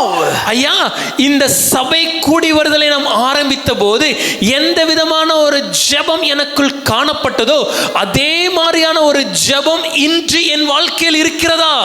Are you sincere the way you have sincered when you started this church? இந்த சபை ஆரம்பிக்கப்பட்ட போது எவ்வளவு சிரமத்தோடு கிரமத்தோடு செய்தோமோ அதே கிரமமாக காரியங்களை இன்று செய்கிறேனா? If I don't do that, அத நான் செய்யலனா I am like the church of Ephesus. நான் இந்த எபேசு சபை மாதிரி காணப்படுவேன். God look at me. தேவன் என்னை பார்த்து, Pushparaj, ஐயா, you don't have the love that you have loved me. உங்களுக்குள்ள இருந்த ஆதி அன்பு இப்போ இல்லன்னு You சொல்வார். don't have the sincerity that you had before. ஆரம்பத்துல காணப்பட்ட அந்த கிரமமான செய்கை இப்பொழுது இல்லை. How you were 2 years before. 2 வருடங்களுக்கு முன்பாக எப்படி இருந்தாய்? How many hours you spent to prepare the sermon? எவ்வளவு மணி நேரம் செய்தியை தயார் செய்ய செலவழித்தாய்? How many hours you prayed to prepare a sermon? ஒரு செய்தியை தயார் செய்வதற்காக எவ்வளவு மணி நேரம் நீ ஜெபித்தாய்? Oh, nowadays it become a practice, right? இப்போ அது உனக்கு பழகி போயிடுச்சா? Nowadays it become norms, right? இது இப்போ சாதாரணமா மாறிடுச்சா? Earlier, how do you treat the one believer? ஒரு விசுவாசியை எப்படி நீ பாவித்தாய்? How much you run for them? அவர்களுக்காக எப்படி ஓடினாய்? How much you care for them? எப்படி அன்பு கூர்ந்தாய்? How many nights you were awake? எத்தனை இரவுகள் விழித்திருந்தாய்? How many times it disturbed your heart? அது உன் இருதயத்தை எவ்வளவாக துளையிட்டது. Now you have so many believers. இப்போ अनेक விசுவாசிகள் வந்துட்டாங்க. What about you, Pushparaj? அதனால ரொம்ப எளிதா எடுத்துக்கொண்டாயா? Do you have the same burden? அதே பாரம் இருக்கிறதா? Do you have the same tears? அதே கண்ணீர் உண்டா? Do you have the same pain? அதே வலி உண்டா? Do you have the same sleepless nights? அதே உறக்கமில்லாத இரவுகள் இருக்கிறதா? All these questions will be asked to me. இந்த எல்லா கேள்வியையும் தேவன் என்னை பார்த்து கேட்பார். If he is asking such kind of questions to me, would he not ask many questions towards you? இப்படிப்பட்ட எல்லா கேள்விகளையும் தேவன் என்னை நோக்கி கேட்கும்போது அதே தேவன் உங்களை பார்க்கும்போது உங்களையும் இந்த கேள்விகளை கேட்பாரா இல்லையா? There were time you are longing for a church. ஒரு நாள்ல ஐயா எனக்கு ஒரு நல்ல சபை கிடைக்காதா நம்ம ஏங்கணும். There were time you are longing for good teaching. ஒரு நல்ல வேத உபதேசத்தை கேட்க முடியாதா நம்ம ஏங்கணும். There were time you are longing for fellowship. ஒரு நல்ல சபை ஐக்கியம் எனக்கு உண்டாகாதான்னு ஏங்கணும். There were time you are longing for brotherly love. ஒரு சகோதர அன்பிற்காக ஒரு நாள் நாம் ஏங்கி கொண்டிருந்தோமே. There were time you want people to explain the scripture. இந்த வேத வசனம் என்ன என்பதை எனக்கு யாராவது விளக்க மாட்டாங்களா என்று ஏங்கினோம். There were time you are looking for the family. ஐயா எனக்கு இங்க ஒரு குடும்பமாக சபை குடும்பம் இருக்காதான்னு ஏங்கினோம். Now God is asking, இப்ப தேவன் கேட்கிறார், do you have that same longing and sincere when it comes to the church? அதே ஏக்கமும் அதே ஆவலும் இன்று சபையை பார்க்கும்போது உங்களுக்கு இருக்குதான்னு தேவன் கேட்பார். Look at the crowd today. இன்னைக்கு ஒருவேளை நம்ம சபை உங்களுக்கு பக்கத்துல இருக்கிற crowd பாருங்களேன். I'm telling you very frankly, truth is a truth. நான் ரொம்ப வெளிப்படையாவே சொல்றேன், சத்தியம் சத்தியம் தான். Today we have men's day out. இன்று ஆண்கள் கூடுகை உண்டு. We have planned. அதுக்கு தயார் செய்தோம். weeks back, பல வாரங்களுக்கு முன்பாகவே prepared, தயாரிப்பு செய்தாயிற்று. paid. அதுக்கு பணமும் கட்டி விட்டோம். Look at how the way we treat. ஆனா இன்னைக்கு அதை எப்படி நம்ம பார்க்கிறோம்? It's not of my problem. இது ஏன் பிரச்சனை இல்ல. But if God is asking me about my sincerity, surely that God will ask you about your dedication towards the church. தேவன் என்னை குறித்து நான் செய்கிற காரியங்களை கிரமமா செய்கிறனா இல்லையா என்பதை கேள்வி கேட்பார்னா நிச்சயமாகவே உங்களை பார்த்தும் சபைக்கு எவ்வளவு கிரமமாக அர்ப்பணிப்புடன் காணப்படுகிற என்ற கேள்வியை தேவன் கேட்பார். Sure. நிச்சயம். God doesn't have any favoritism. தேவன் பட்சபாதம் உள்ளவர் அல்லவே. This is how we need to study this passage. இப்படிதாயா இந்த பகுதியை நம்ம தியானிக்க வேண்டும். Oh Ephesus, எபேசு சபையே, where is your love now? அன்பு எங்கே போய் விட்டது? You can cheat your pastor, போதகரை மாற்றலாம். you can cheat your congregation, ஒருவேளை சபை விசுவாசிகளை ஏமாற்றலாம். even you can cheat your wife, உங்க மனைவியை கூட நீங்க ஏமாத்தலாம். and you sir, can portray yourself as a saint, வெளியே ஒரு பரிசுத்தவான் மாதிரி காண்பித்துக் கொள்ளலாம். and you can also portray yourself as a reformer. ஒருவேளை வெளியே நான் ஒரு சீர்திருத்தவாதி என்பது போல காண்பிக்கலாம். But when God is asking, ஆனால் தேவன் கேட்கும்போது, the omniscient God, சகலவற்றையும் அறிந்த சர்வ ஞானி, omnipotent God, சர்வ வியாபி, he knows everything about you. சர்வ வல்ல தேவன் அனைத்தையும் நம்மை குறித்து அறிவார். We want God to know about every problem of mine, but we are not ready to God know about the problem within me. ஐயா, என் வாழ்க்கையில் இருக்கக்கூடிய எல்லா பிரச்சனைகளையும் தேவன் அறிந்திருக்கணும் நாம எண்ணுகிறோமே. என் வாழ்க்கையில பிரச்சனை அவருக்கு தெரியும், ஆனா எனக்குள்ள இருக்க பிரச்சனை அவருக்கு தெரியுங்கிறத மறந்து விடக்கூடாது. We want him to know my needs, என் தேவைகளை தேவன் அறிய வேண்டும் என்று எண்ணுகிறோமே. but we don't want him to need our lacks. ஆனா என் வாழ்க்கையில இருக்கும் குறைவுகளையும் அவர் அறிவார் என்பதை மறந்து விடக்கூடாது. Let's look at the life in that way. இந்த மாதிரியான ஒரு கண்ணோட்டத்தோட நம்ம வாழ்க்கையை பார்க்க ஆரம்பிக்கலாம். சிமர்னா திருச்சபையே, you have persecution, உபத்திரவம் ஒன்று இருக்கிறது. earlier you had problems, முன்னாடி பிரச்சனை இருந்துச்சு, and you said, oh no, I live for Christ. இல்ல இல்ல நான் தேவனுக்காக தான் வாழ்வேன்னு சொன்னாய். There were time you don't have job, வேலை இல்லாம இருந்தாய். many interviews you got failed, அநேக நேர்முக தேர்வுகள் தோல்வி, many orders have been cancelled, அநேக ஆர்டர்லாம் இழந்து விட்டோம், many proposals have got rejected, நாம் கொடுத்த எல்லா காரியங்களும் தோல்வி, and many treatments got failed, அநேக நபர்கள் நம்மை விட்டு விட்டார்கள். no, many medications have failed, மன்னிக்கவும், நாம் எடுத்த அனைத்து விதமான மருத்துவ காரியங்களும் தோல்வியில் முடிந்தது. and we were just puzzled, what about my future? மிகப்பெரிய கேள்விக்குறி, என்னுடைய எதிர்காலம் என்னாவது? You gone through persecution, உபத்திரவத்தில் கடந்து வந்தோமே. now you are coming to a place where everything is right, everything is perfect. இப்போ எல்லாம் சரியான ஒரு இடத்திற்கு தேவன் நம்மளை அழைத்து வந்து விட்டாரே. Oh, your money, your financial need is met, பண தேவை பூர்த்தியாகி விட்டது, your health condition is perfect, உடல் சுகம் சரியாகி விட்டது, oh, you got married, திருமணம் நடந்து விட்டது, oh, you got children, குழந்தை பிறந்து விட்டது, and you got the job, வேலையில் ஒரு நல்ல வேலை, you got the promotion, பதவி உயர்வு, everything is settled, எல்லாம் சரியாகி விட்டது. now how do you live? ஆனா இப்போ எப்படி வாழ்றோம்? Do you have the same passion, zeal and courage when you are facing the persecution? அதே வைராக்கியமும் அதே தேவனுடைய வாஞ்சையும் அதே தைரியமும் ஒரு பிரச்சனையான உபத்திரவத்தை சந்திக்கும் போது இருந்த மாதிரியான ஒரு மனப்பான்மை இப்போ இருக்குதா? அன்னைக்கு பண்ண ஜெபம் அன்னைக்கு இருக்கா? Do we have the same prayer that we did on that day? அன்னைக்கு இருந்த கண்ணீர் இன்னைக்கு இருக்கா? Do we have the same tears that we shed on that day? அன்னைக்கு என்ன நடக்குமோன்னு தெரியாம இருக்கும். How much we are longing for God's intervention. We are not sure and puzzled what will happen, and தேவனே ஏதாவது செய்ய மாட்டீரா என்று எதிர்பார்த்திருந்தோமே. Do you have that sense today? அதே ஒரு எண்ணம் இன்று இருக்கிறதா? Oh Smyrna, திருச்சபை, where are you? எங்கே இருக்கிறாய்? Where are you? எங்கே இருக்கிறாய்?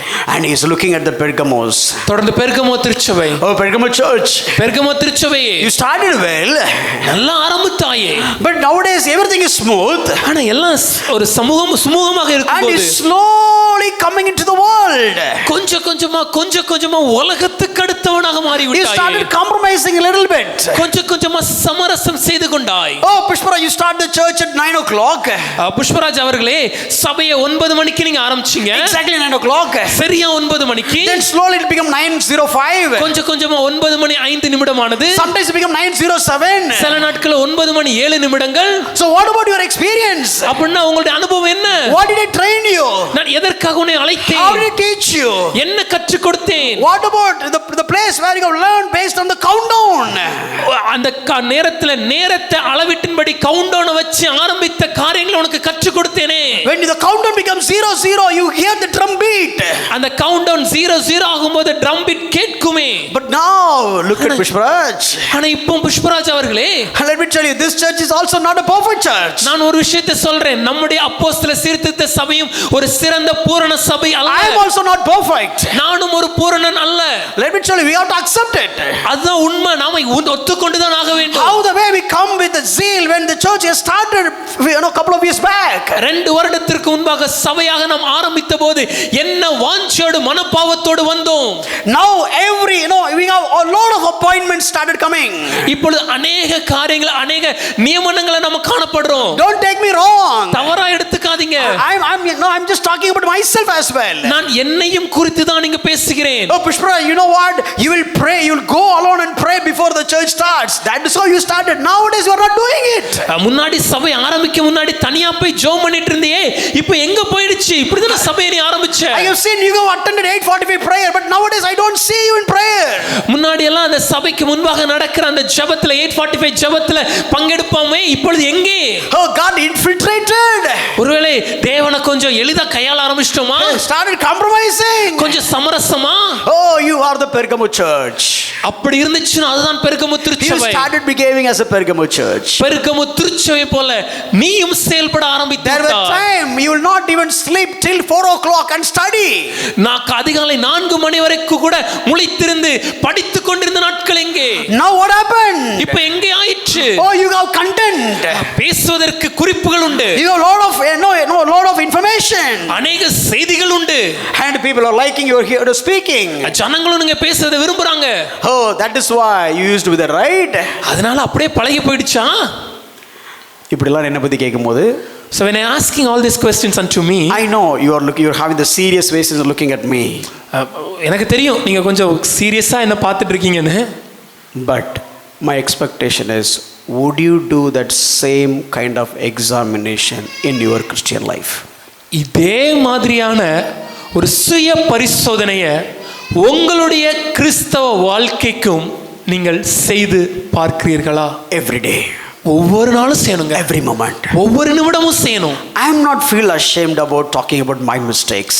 என்னுடைய தவறுகளை சொல்வதற்கு நான் வருத்தப்படவில்லை, வெட்கப்படவில்லை. Who I am to project myself as a perfect person here? என்ன ஒரு பூரணராக சிறந்தவராக காமிச்சு என்ன பிரயோஜனம்? If you are the congregation of under my shepherding, we are all under his shepherding. ஒருவேளை நீங்க என்னுடைய மேய்ப்பத்துவத்துக்கு கீழே ஒரு மந்தியாக நீங்க இருக்கிறீங்கன்னா நம்ம எல்லாருமே ஒரு பிரதான மேய்ப்பனு கீழே இருக்கிறோங்கிறத மறந்து விடக்கூடாது. Ask yourself, உங்களை நீங்களே கேள்வி கேளுங்க. which area you are compromising? எந்த இடத்துலயா நான் சமரசம் பண்றேன்? There were days we were here before the church starts. சபை ஆரம்பிக்க முன்னாடி இந்த இடத்திற்கு வந்து சேர்ந்த நாட்கள் எங்கே? There were days we don't start our day without reading the Bible. வேதத்தை வாசிக்காம அனுதின நாட்களை நம்ம தொடங்காத நாட்கள் உண்டு எங்கே? There were days we stand on our knees and starts the day. ஐயா, ஒரு காலத்துல முழங்கால்ல நின்னு தான் நம்ம நாட்களை ஆரம்பித்தோம். Oh, now we become a Pergamo church. ஆனா இப்ப பெர்கமு திருச்சபையா மாறி While getting up in the morning, we'll open the WhatsApp first. காலையில எழுந்த உடனே முதல்ல வாட்ஸ்அப் தான் கையில வருது. And we look at all the notifications. எடுத்து எல்லாம் நோட்டிபிகேஷனை And பார்க்கிறோம். we get into the notification. அந்த நோட்டிபிகேஷனை பார்த்துட்டு There is another notification from there. வானத்துல இருந்து தேவன் இன்னொரு நோட்டிபிகேஷன் அனுப்புறாரு. God, that's okay. தேவனே கொஞ்சம் இருக்கட்டும். Pergamo church. பெர்கமு திருச்சபை. Are you Ephesus? எபேசு திருச்சபையா? Are you Smyrna? ஸ்மிர்னா திருச்சபையா? Or are you Pergamo? இல்ல பெர்கமு திருச்சபையா? Not only that, அது மாத்திரமல்ல, let me look at the Thyatira church. அது தொடர்ந்து தியத்திரா திருச்சபை. See, there were time we'll study the word. ஒரு நாள் இருந்துச்சு வசனத்தை அவ்வளவு சிரமம் கொடுத்து படிச்சோம். Whoever says, யார் சொன்னா சரி, whatever says, என்ன சொன்னாலும் சரி, we'll study. நம்ம படிப்போம். We'll find out. சரியான தேடுவோம். If it is right, சரினா then we'll speak. அதை எடுத்து பேசுவோம். Wherever we go, நம்ம எங்க போனாலும், whatever we speak about, the scriptures, வேதத்தை குறித்து எதை பேசினாலும் everybody can No, quickly take it because you will say right. எல்லாரும் அதை சரியான ஏற்றுக்கொள்ற விதமாக சரியானதான் நீங்க பேசுவீங்க. And one sentence that is coming from your mouth, உங்கள் வாயிலிருந்து ஒரு வாக்கியம் வந்தாலும் it's meaningful. அது பிரயோஜனமானது. You will not speak just like that whatever comes on the floor. ஏதோ உங்களுக்கு தோன்றது பிடிச்சது அப்படிலாம் நீங்க பேச மாட்டீங்க. You'll be very careful. ரொம்ப கவனம். You type everything. எல்லாத்தையும் நோட் பண்ணி You prepare the sermon each and every line.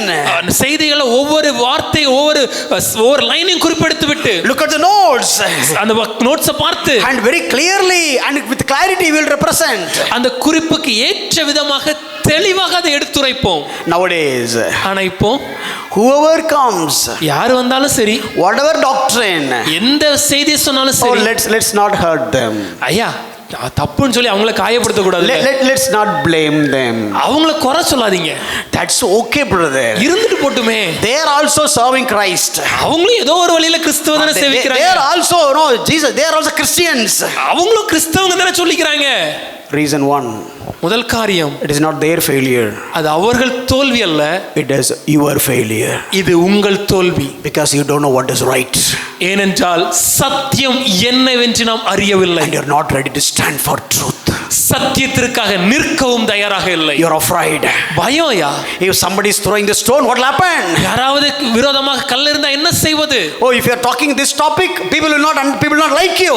இந்த செய்தி இந்த தலைப்பை பேசணும்னா ஜனங்களுக்கு அது பிரியமா இருக்காது. If you don't behave in that way, people will hate you. இந்த விதமான நடக்கலனா ஜனங்கள் என்ன வெறுப்பாங்க. Go along with the crowd. ஆகவே கூட்டத்தோடு கூட்டமாக have peace with everyone. எல்லாரோடும் சமாதானமாக. Compromise with the world. உலகத்தோடு சமரசம். Even your family member will tell you something against the scripture. ஒருவேளை நம்ம குடும்பத்திலே யாரோ ஒருவர் சத்தியத்துக்கு விரோதமாக ஒரு காரியத்தை சொல்லும்போது, I know, that's okay. I don't want to lose the person. இருந்துட்டு போட்டுமே, அந்த நபரை நான் இழக்க விரும்பல. Oh, if I say something against that person will get angry with me. இப்போ நான் ஏதாவது சொன்னேன்னா அந்த நபருக்கு என் மேல கொஞ்சம் கோபம் உண்டாகும், வெறுப்பு உண்டாகும். So I can put God down. ஆகவே நான் கடவுளை கொஞ்சம் ஒதுக்கி வச்சிரலாமே. When was the last time you searched in scriptures to find out somebody speaking questionable? ஐயா, ஒருத்தர் பேசுறது சரியா இல்லையான்னு, வேத வசனத்தின்படி சரியா இல்லையான்னு கடைசியா நீங்க எப்போ இந்த வேத வசனத்தை தேடி ஆராய்ந்தீங்க? Have you ever validated who is influencing you? உங்க வாழ்க்கையில உங்க மேல யார் தாக்கத்தை ஏற்படுத்துறாங்கன்னு கொஞ்சமா யோசிச்சு பார்த்திருக்கீங்களா? When was the last time you do a search? கடைசியா நீங்க எப்போ தேடி பார்த்தீங்க? Who is really influencing my life? என் வாழ்க்கையில் அதிக தாக்கத்தை ஏற்படுத்தும் நபர் யார்? Whom I am following much? யாரை நான் அதிகம் பின்பற்றுகிறேன்? With whom I am talking much? யாரோடு அதிகம் பேசுகிறேன்? No, did I spend more time with God or some people? தேவனோடு அதிகம் நேரத்தை செலவிடுகிறேனா இல்ல மனிதரோடு செலவிடுகிறேனா? Maybe through online. ஒருவேளை அது இணையதளம் மூலமாக. Maybe it's through digital media. இல்லனா ஒரு வலைபேசி மூலமாக. Who is occupying me? என்னை அதிகமாக ஆட்கொள்வது யார்? There were time God's word is occupying me. ஐயா, ஒரு நாள் இருந்துச்சே இந்த வேத வசனம் நம்மை ஆட்கொண்டிருந்தது. Now certain channels are occupying me. ஆனா இப்போ ஏதோ யூடியூப் சேனல் தான நம்மை ஆட்கொள்கிறது. These are all the false concepts coming into me. எனக்குள்ளே இன்று வருகிற தவறான காரியங்கள் இவை. These are the false influences. இவைதான் என்னை இன்று அதிகமாக தவறாக தாக்கம் ஏற்படுத்துகிறது. Inside the church.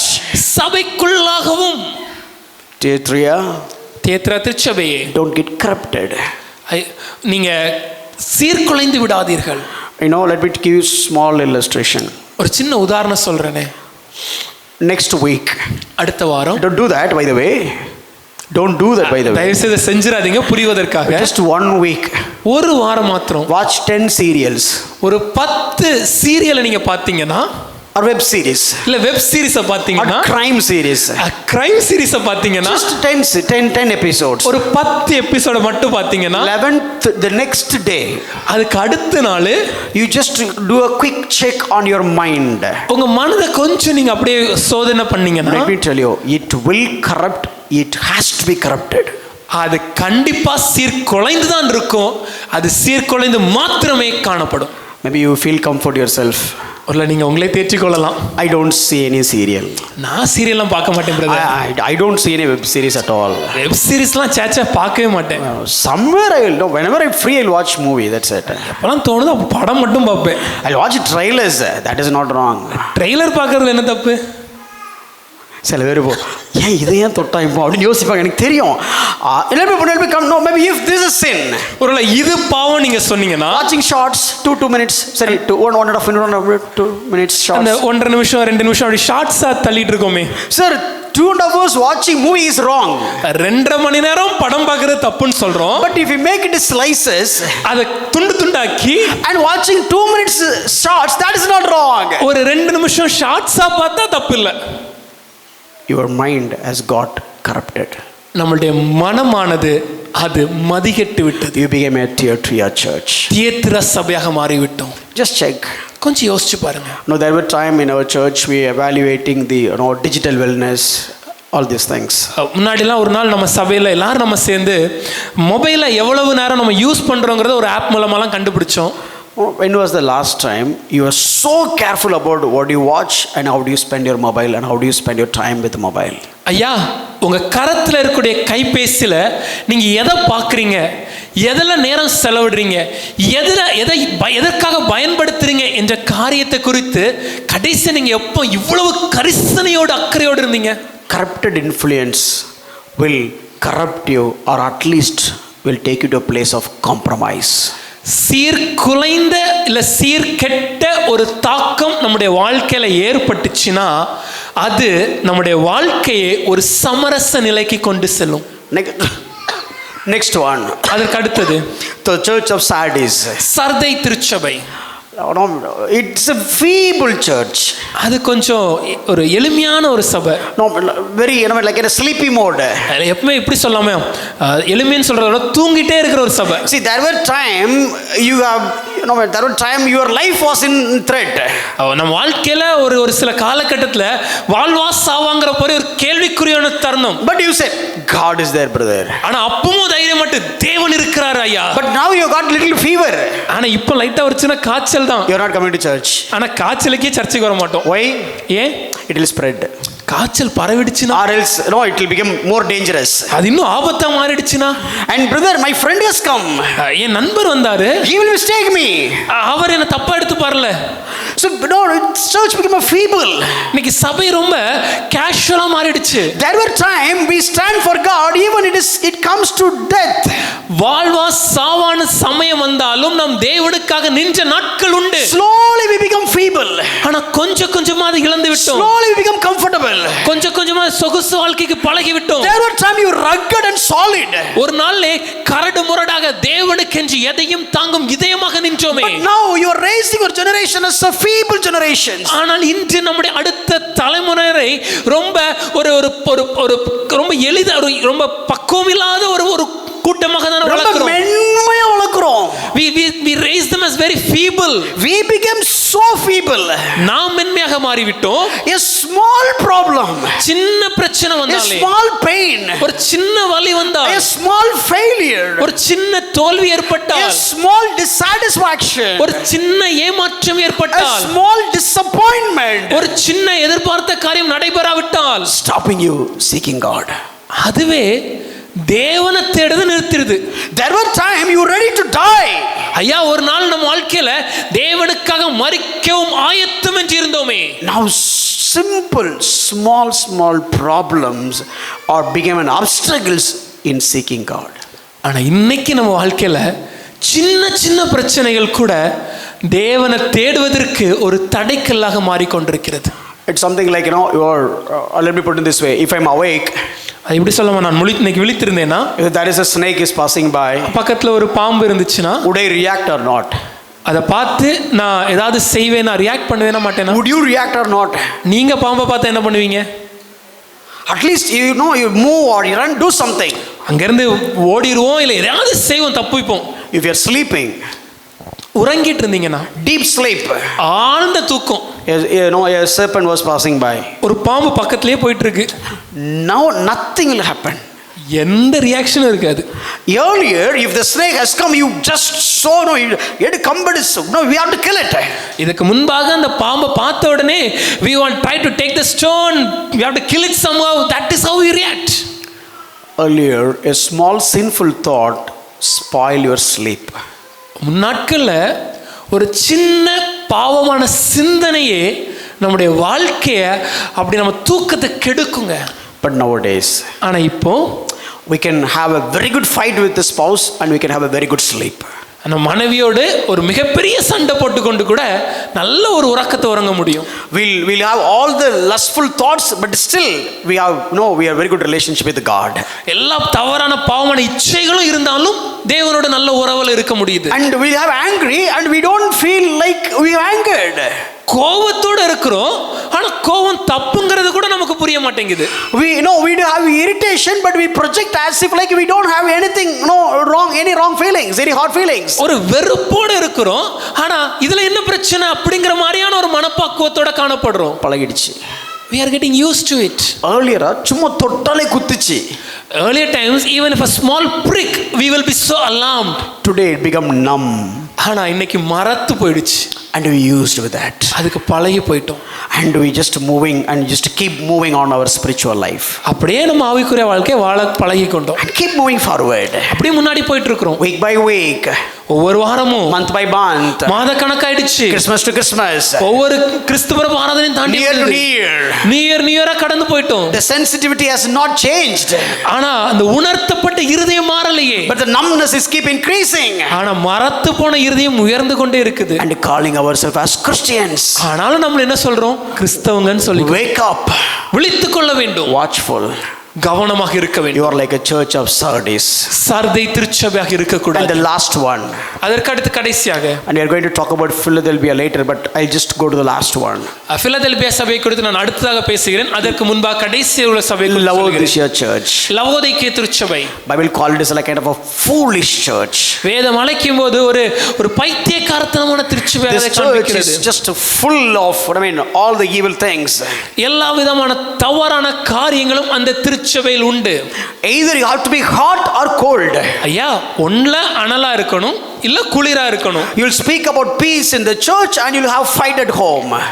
சர்ச்சில் வந்தா சமாதானம் பேசுறோம், வீட்டுக்கு போனா சண்டையா பேசுறோம். In the church God is our provider. If you go home your money is your provider. சபையில் இருக்கும்போது தேவனே என்னை காப்பாற்றுகிறார், என் காரியங்களை செய்கிறார்னு பேசுறோம். ஆனா வீட்டுக்கு சென்றா பணம் தான் முக்கியம்னு பேசுறோம். If you are in the church, seek the kingdom of God first. சபையில் இருந்தா தேவனுடைய ராஜ்யத்தை முதலாவது தேடுங்கள்ன்றோம். But actually in the world you are not at all seeking God first but seeking world first. ஆனா இந்த உலகத்துல வாழும்போது நாம் தேவனை ராஜ்யத்தை முதலாவதாக தேடுவதே இல்ல, உலகத்தை மாத்திரம் தேடுகிறோம். And in the church you are singing I live for you. சபையில பாடுறோம் தேவனே உமக்காக வாழ்வேன். God looks at wow. தேவன் பார்த்து ஆச்சரியப்பட்டு அருமை. And God started following. அப்படியே தேவன் வாழ்க்கையை பின்தொடர்ந்து பார்த்தா. Once you went out of this sanctuary you are living for the world. சபை கட்டிடத்துக்கு வெளியே சென்ற உடனே நம்முடைய சுயத்திற்காக வாழ்கிறோம். We are all very good in disappointing God every now and then. Of course God is all knowing, but still I'm saying தேவன் சகலத்தையும் அறிந்த சர்வ ஞானி என்பது உண்மைதான். புரிவதற்காக சொல்கிறேன், பல நேரங்கள்ல அடிக்கடி நாம தேவனுக்கு ஏமாற்றத்தை அளிக்கிறோம். All the 6 churches that I have quoted, God had some negative feedback on all the 6 churches. இப்ப நான் உங்கள்ட்ட பகிர்ந்து கொண்ட இந்த எல்லா 6 திருச்சபைகளின் குறித்து தேவன் ஏதோ ஒரு நெகட்டிவான ஒரு காரியத்தை அங்க பேசுகிறார். Only one church, ஆனால் ஒரே ஒரு திருச்சபை, God has not given any negative remarks. தேவன் எந்த தவறையும் அந்த சபையை குறித்து சொல்லவில்லை. That is the church of Philadelphia.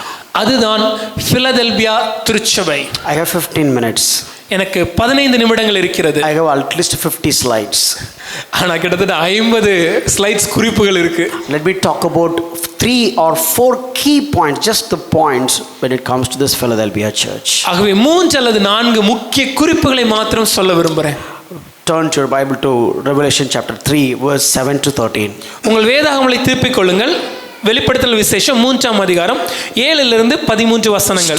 Talking about the Philadelphia church. இது பிலதெல்பியா சபையை குறித்து பேசுகிறது. And I mean, God knows everything. தேவன் சகலத்தையும் I அறிந்திருக்கிறார். have so much to say. எனக்கு சொல்றதுக்கு நிறைய இருக்கு. When God is talking about, before starting about this church, God just proclaiming himself who he is.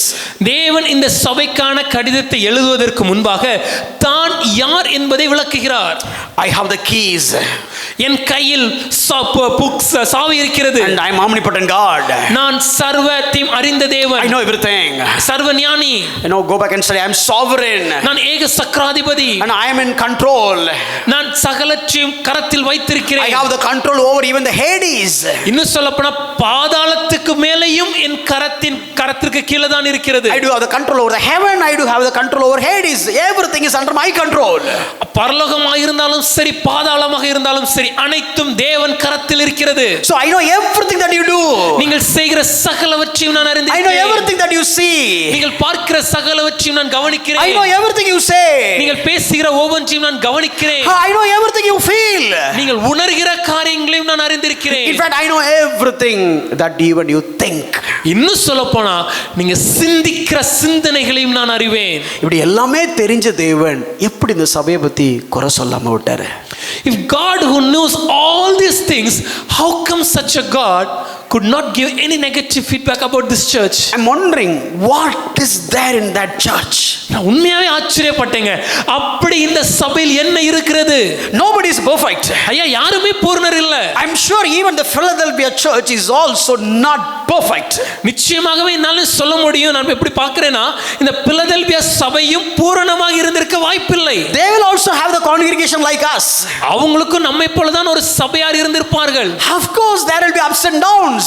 நிச்சயமாகவே ஏற்ற தாழ்வுகள் இருந்திருக்கணும். But my point is, ஆனா எல்லாம் சொல்ல வரேனா when God is looking at Ephesus, தேவன் எபேசு சபையை when God பார்க்கும்போது is looking at Smyrna, Smyrna சபையை and பார்க்கும்போது Thyatira, தியத்திரா சபையை and பார்க்கும்போது பெர்கமு சபையை all பார்க்கும்போது the churches God has something to say.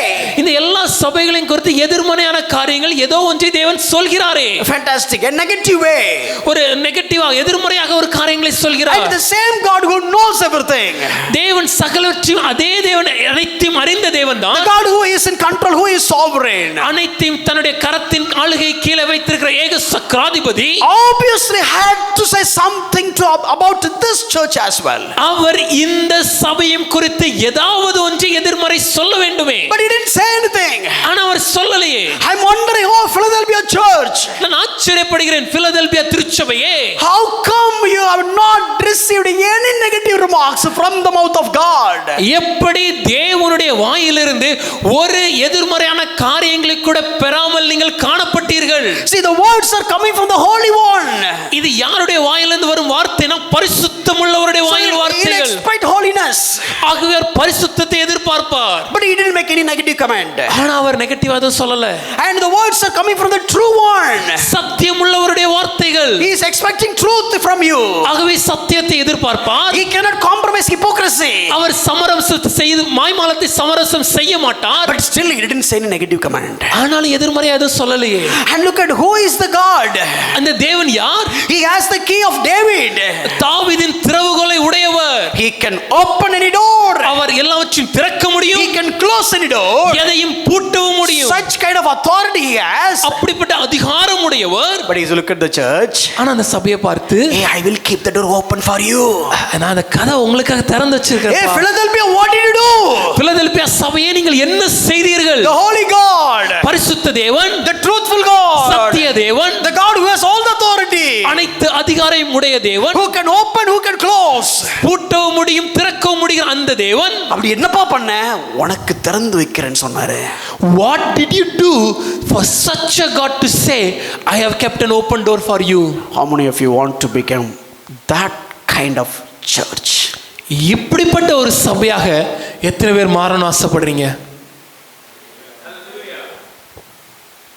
சூப்பருங்க, very encouraging. Go back and study. It should burn your heart. இந்த காரியங்களை போய் படித்து பாருங்கள். இது நம்முடைய இருதயத்தை கொழுந்து விட்டு எரிய செய்யணும். It should disturb your sleep. இது நம்முடைய தூக்கத்தை கெடுக்கணுங்க. This is the original standard of God. இதுதான் தேவன் எதிர்பார்க்கிற தகுதி. It is not about that church, this church, all around, even not about this even ARD church. ஐயா, நான் உலகத்துல பார்க்கிற அந்த சபையோ இல்ல இந்த சபையோ இல்ல வேற எந்த சபையோ அல்ல, இன்னும் சொல்ல போனா இந்த அப்போஸ்தல சீர்திருத்த சபையும் அல்ல. You are a church, I am a church. நீங்கள் ஒரு ஆலயம், நான் தேவனுடைய ஆலயம். Would God say such kind of command over you and me? உங்களை பார்க்கும்போதோ இல்ல என்னை பார்க்கும்போதோ தேவன் இப்படிப்பட்ட ஒரு சாட்சியை கொடுப்பாரா? God of holiness, பரிசுத்தமுள்ள தேவன், God of truthfulness, சத்தியமுள்ள தேவன், God of all authority, அனைத்து அதிகாரமுடைய தேவன். looking at the end, all the churches in all 7 cities in Asia Minor, Asia Minor பட்டணத்துல காணப்படுகிற 7 சபைகளை அவர் பார்க்கும்போது, but still he is talking to this particular church. அவர் இந்த ஒரு சபையை பார்த்து இப்படியாக சாட்சி கொடுக்கிறார். What kind of good qualities that church has, so that they have got such kind of remarks from Almighty Sovereign God. சத்திய சர்வ வல்ல தேவனிடத்திலிருந்து இப்படிப்பட்ட ஒரு சாட்சியை பெற்றுக்கொள்வதற்கு ஏற்ற என்ன நல்ல குணாதிசயங்கள் இந்த சபையில் காணப்பட்டது? Quickly, வேகமாக first let's read what he said. முதலாவதாக அவர் என்ன சொன்னார்னு வாசிக்க போறோம். 8th verse. 8வது வசனம். I know your works. உன் கிரியைகளை அறிந்திருக்கிறேன். Let me finish. Behold, I have set before you an open door which no one is able to shut. I know that you have but little power, but yet you have kept my word and have not denied my name. உன் கிரியைகளை அறிந்திருக்கிறேன், உனக்கு கொஞ்ச பலன் இருந்தும் நீ என் நாமத்தை மறுதலியாமல் என் வசனத்தை கை கொண்டபடியினாலே இதோ திறந்த வாசலை உனக்கு முன்பாக வைத்திருக்கிறேன், அதை ஒருவனும் பூட்ட மாட்டான். Behold, I will make those of the synagogue of Satan who say that they are Jews and are not, but lie.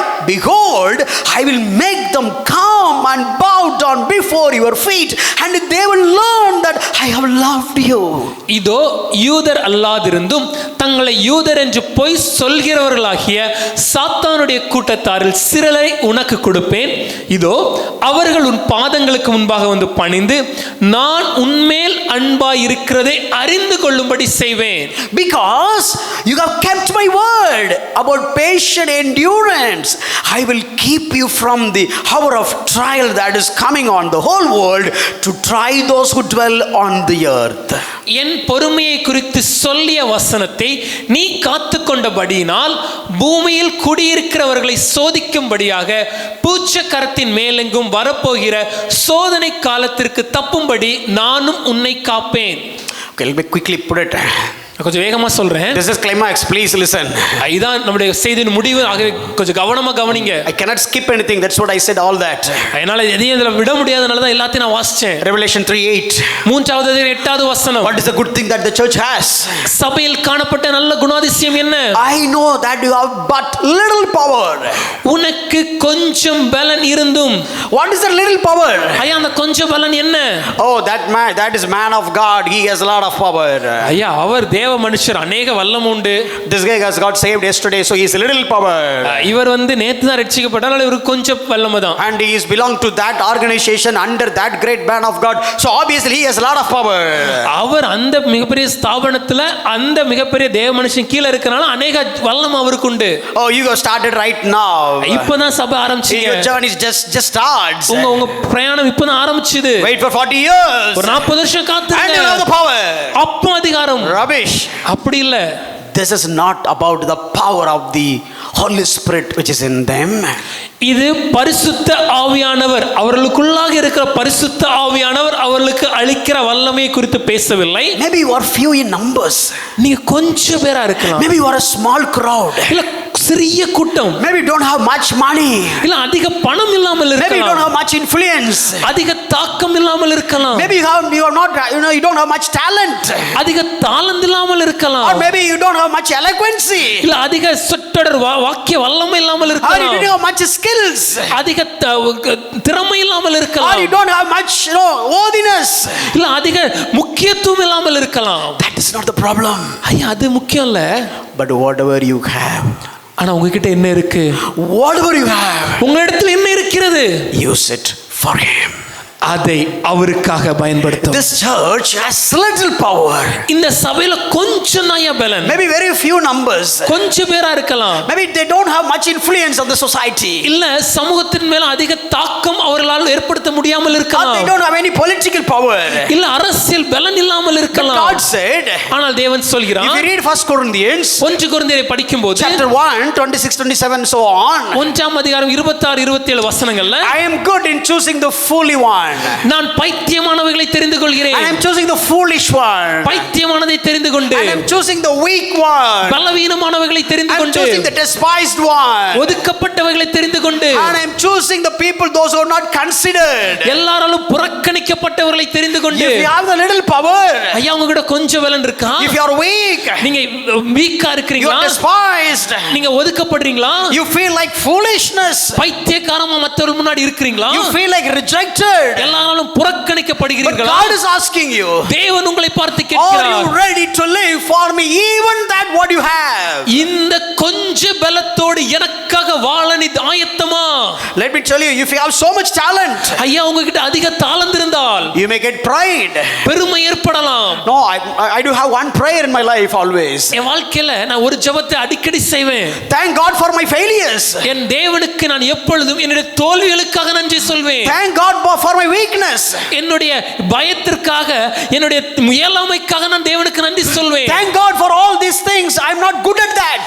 எந்த காரியங்கள்ல நான் சிறப்பாக செயல்பட முடியலையோ அந்த காரியங்களுக்காக நான் தேவனுக்கு நன்றி சொல்வேன். I'm not good like Sylvan in that. ஒருவேளை என்னுடைய உடன் வேலையாள் மாதிரி இந்த காரியத்தினால செய்ய முடியாமல் No, I'm இருக்கலாம். not good like John in that area. இல்ல ஜான் அண்ணா மாதிரி இந்த காரியத்தினால செய்ய முடியாமல் Maybe I'm இருக்கலாம். not good like Melvin in that area. இல்ல மெல்வின் அண்ணா மாதிரி இந்த காரியத்தினால செய்ய Oh, முடியாமல் thank இருக்கலாம். God for that. அதற்காக நான் தேவனுக்கு நன்றி சொல்வேன். Because I'm escaping from all the opportunities of excellency and pride.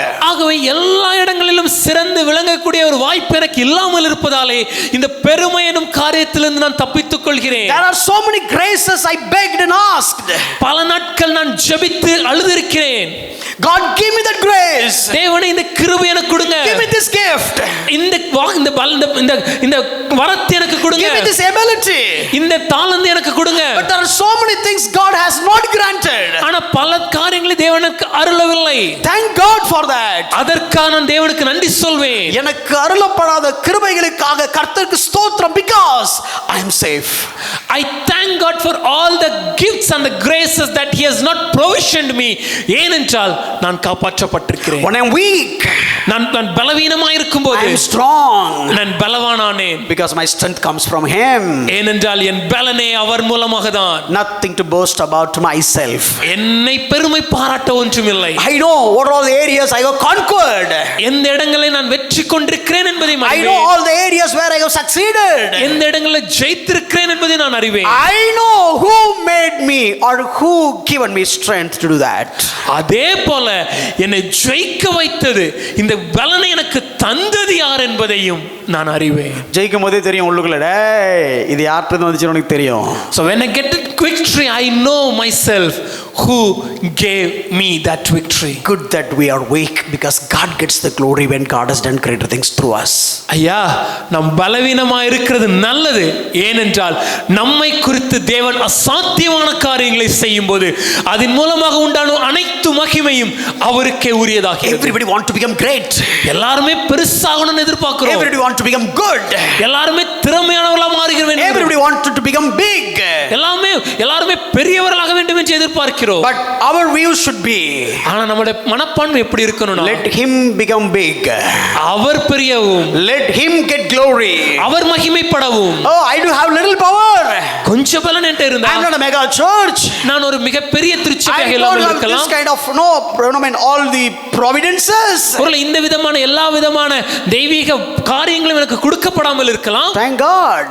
நன்றி சொல்கிறேன். David needs only 5 stones, and in fact 1 stone to kill the giant. தாவீதுக்கு தேவைப்பட்டது 5 கூழாங்கல் தான். இன்னும் சொல்ல போனால் ஒரு கல்லை வச்சு தான் அந்த கோலியாத்தை வீழ்த்தினான். Samson has just a dry bone to kill 1000 people. Samson கரத்தில் காணப்பட்டது ஒரு கழுதையின் தாடை எலும்பு 1000 பெலிஸ்தியரை கொல்ல. Moses just had a staff of shepherd which changed the nation. மோசே கரத்திலே காணப்பட்டது ஒரு ஆட்டு மேய்ப்பனின் கோல். போல், ஆனால் ஒரு தேசத்தின் தலையெழுத்தை மாற்ற அதுவே போதுமானது. Thank God for the little power that God has given. தேவன் எனக்கு கொடுத்திருக்கிற அந்த கொஞ்ச பலனுக்காக நான் தேவனுக்கு நன்றி சொல்கிறேன். அந்த கொஞ்சத்தை தேவனுக்காக பயன்படுத்துறீங்களா? But am I using that little power for His glory? Philadelphia used the little power for His glory. Philadelphia திருச்சபை அந்த கொஞ்ச பலனை தேவனுக்காக பயன்படுத்தி. Quickly the second one. விரைவாக இரண்டாவது காரியம். Look at the verse 3:8. எட்டாவது வசனத்தை பாருங்க. Yet you have kept my word. என் வசனத்தை காத்துக்கொண்டபடியினாலே. See, that is what my mantra.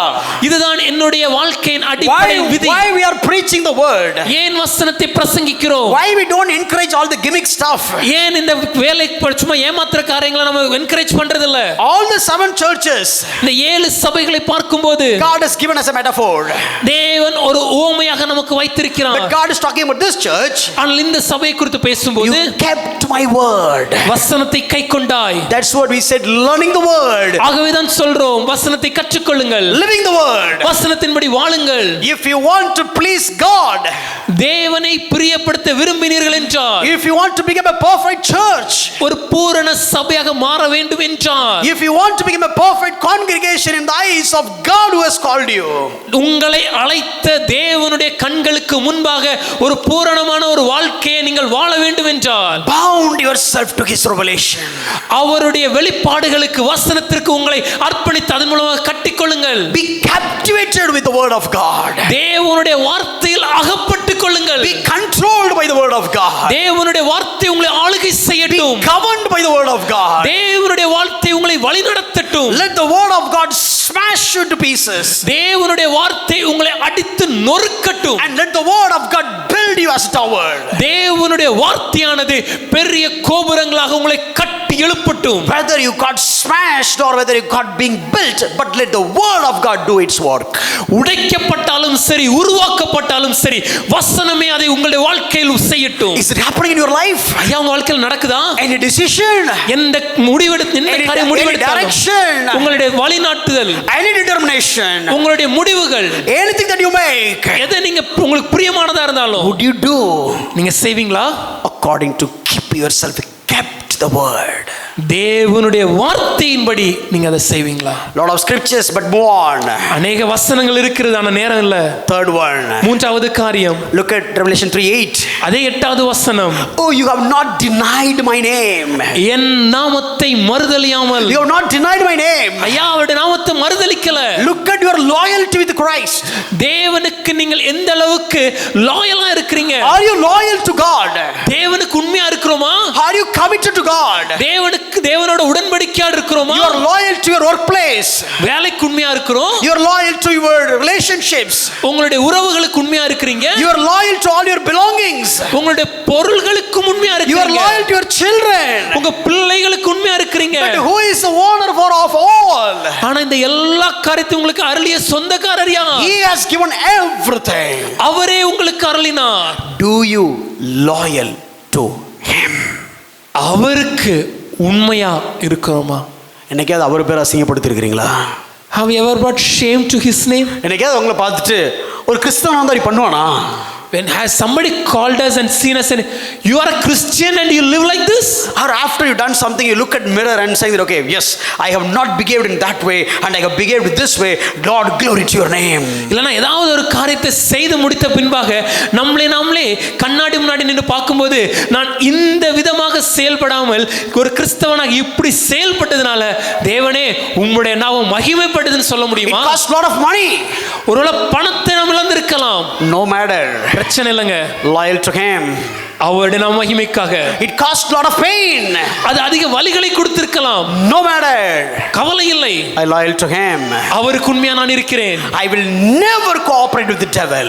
நான் பிசாசோடு ஒரு நாளும் சமரசம் செய்ய மாட்டேன். I never go along with the world. உலகத்தோடு ஒத்த வாழ்க்கையை வாழ மாட்டேன். Whatever the persecution, என்ன போராட்டம் வந்தாலும், whatever the challenge, என்ன சவால்கள் வந்தாலும், I will never give up my loyalty. என் தேவனுக்குரிய உண்மையை ஒரு நாளும் தவற மாட்டேன். I'll never give up my loyalty. தேவனுக்கு உண்மையா வாழ்றத விட மாட்டேயா. And the next one is அதுக்கு அடுத்ததாக endurance, விடாமுயற்சி, patient endurance. பொறுமையாக சகித்துக் கொள்வது. 3:10. 10வது வசனம். Because you have kept my word about patient endurance, I will keep you from the hour of trial. என் பொறுமையை குறித்து சொல்லிய வார்த்தையை நீ காத்து கொண்டபடியினாலே நான் சோதனை காலத்துக்கு உன்னை தப்புவிப்பேன். Tamil it doesn't come well, but basically it's talking about your patient endurance. தமிழ்ல இன்னும் அருமையா வரல. ஆங்கிலத்துல அது எப்படி இருக்குன்னா நம்ம பொறுமையா எப்படி சகிக்கிறோங்கிறது. See, every Christian will have two promises for sure. ஒவ்வொரு கிறிஸ்தவனுக்கும் இரண்டு விதமான வாக்குத்தத்தங்கள் நிச்சயம் உண்டு. Let me ask you, we'll finish in 5 minutes. Tell me two certain promises for every Christian. ஐயா நீங்களே சொல்லுங்களேன். ஒவ்வொரு கிறிஸ்தவருக்கும் நிச்சயமாக கொடுக்கப்பட்ட ரெண்டு வாக்குத்தத்தம். ரெண்டு promise என்னது? Eternal life. Thank God. வளர்ந்துட்டாங்க நிறைய. இங்கே நான் சொல்லியிருக்கேன், கேட்டிருக்கீங்கன்னு நினைக்கிறேன். Two promises.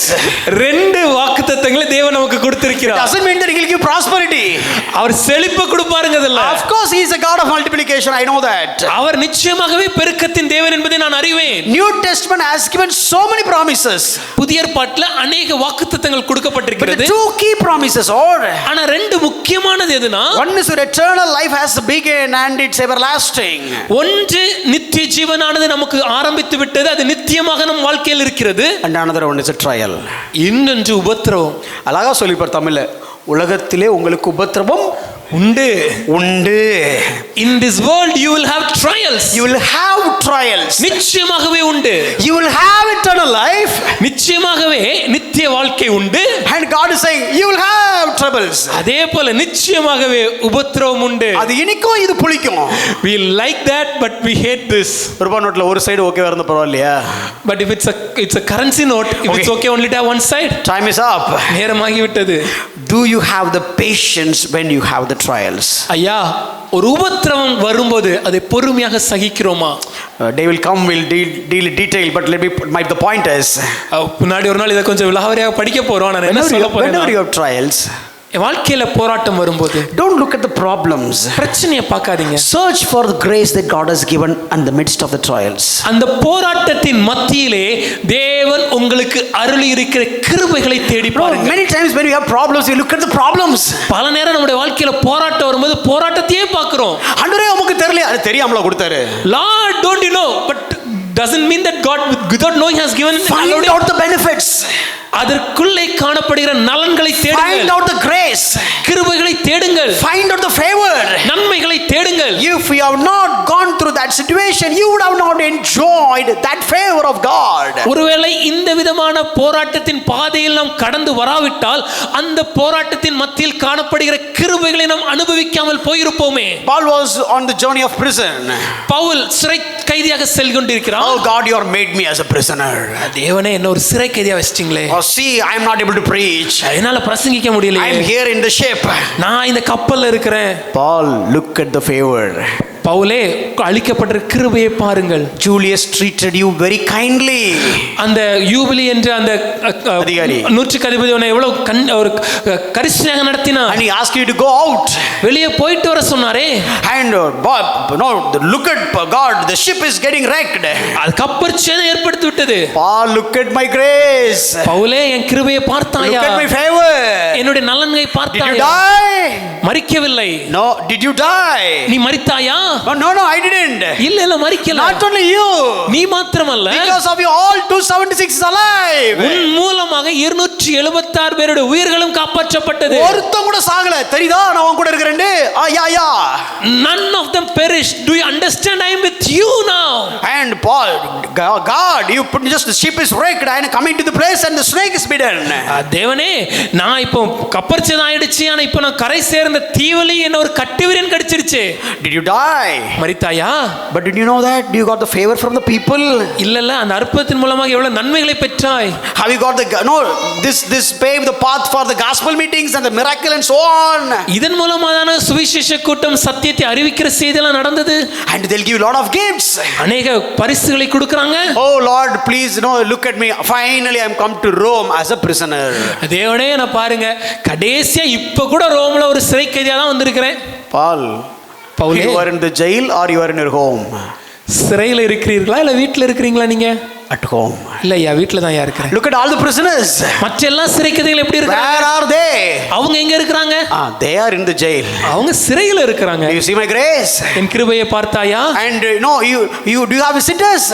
உன்னை பார்க்கிறதுக்கு விருந்தாளிகள் வராங்களா? They have a visited time, but you do have a visited. You are fixing your visited time.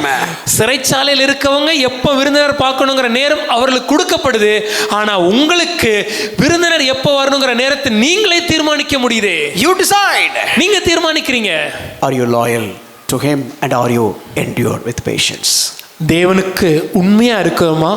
தேவனுக்காக பொறுமையா சகிக்கிறோமா? Do we have the steadfastness when it comes to God? தேவனுக்காக இந்த உறுதிப்பாடோட நாம் நிற்கிறோமா?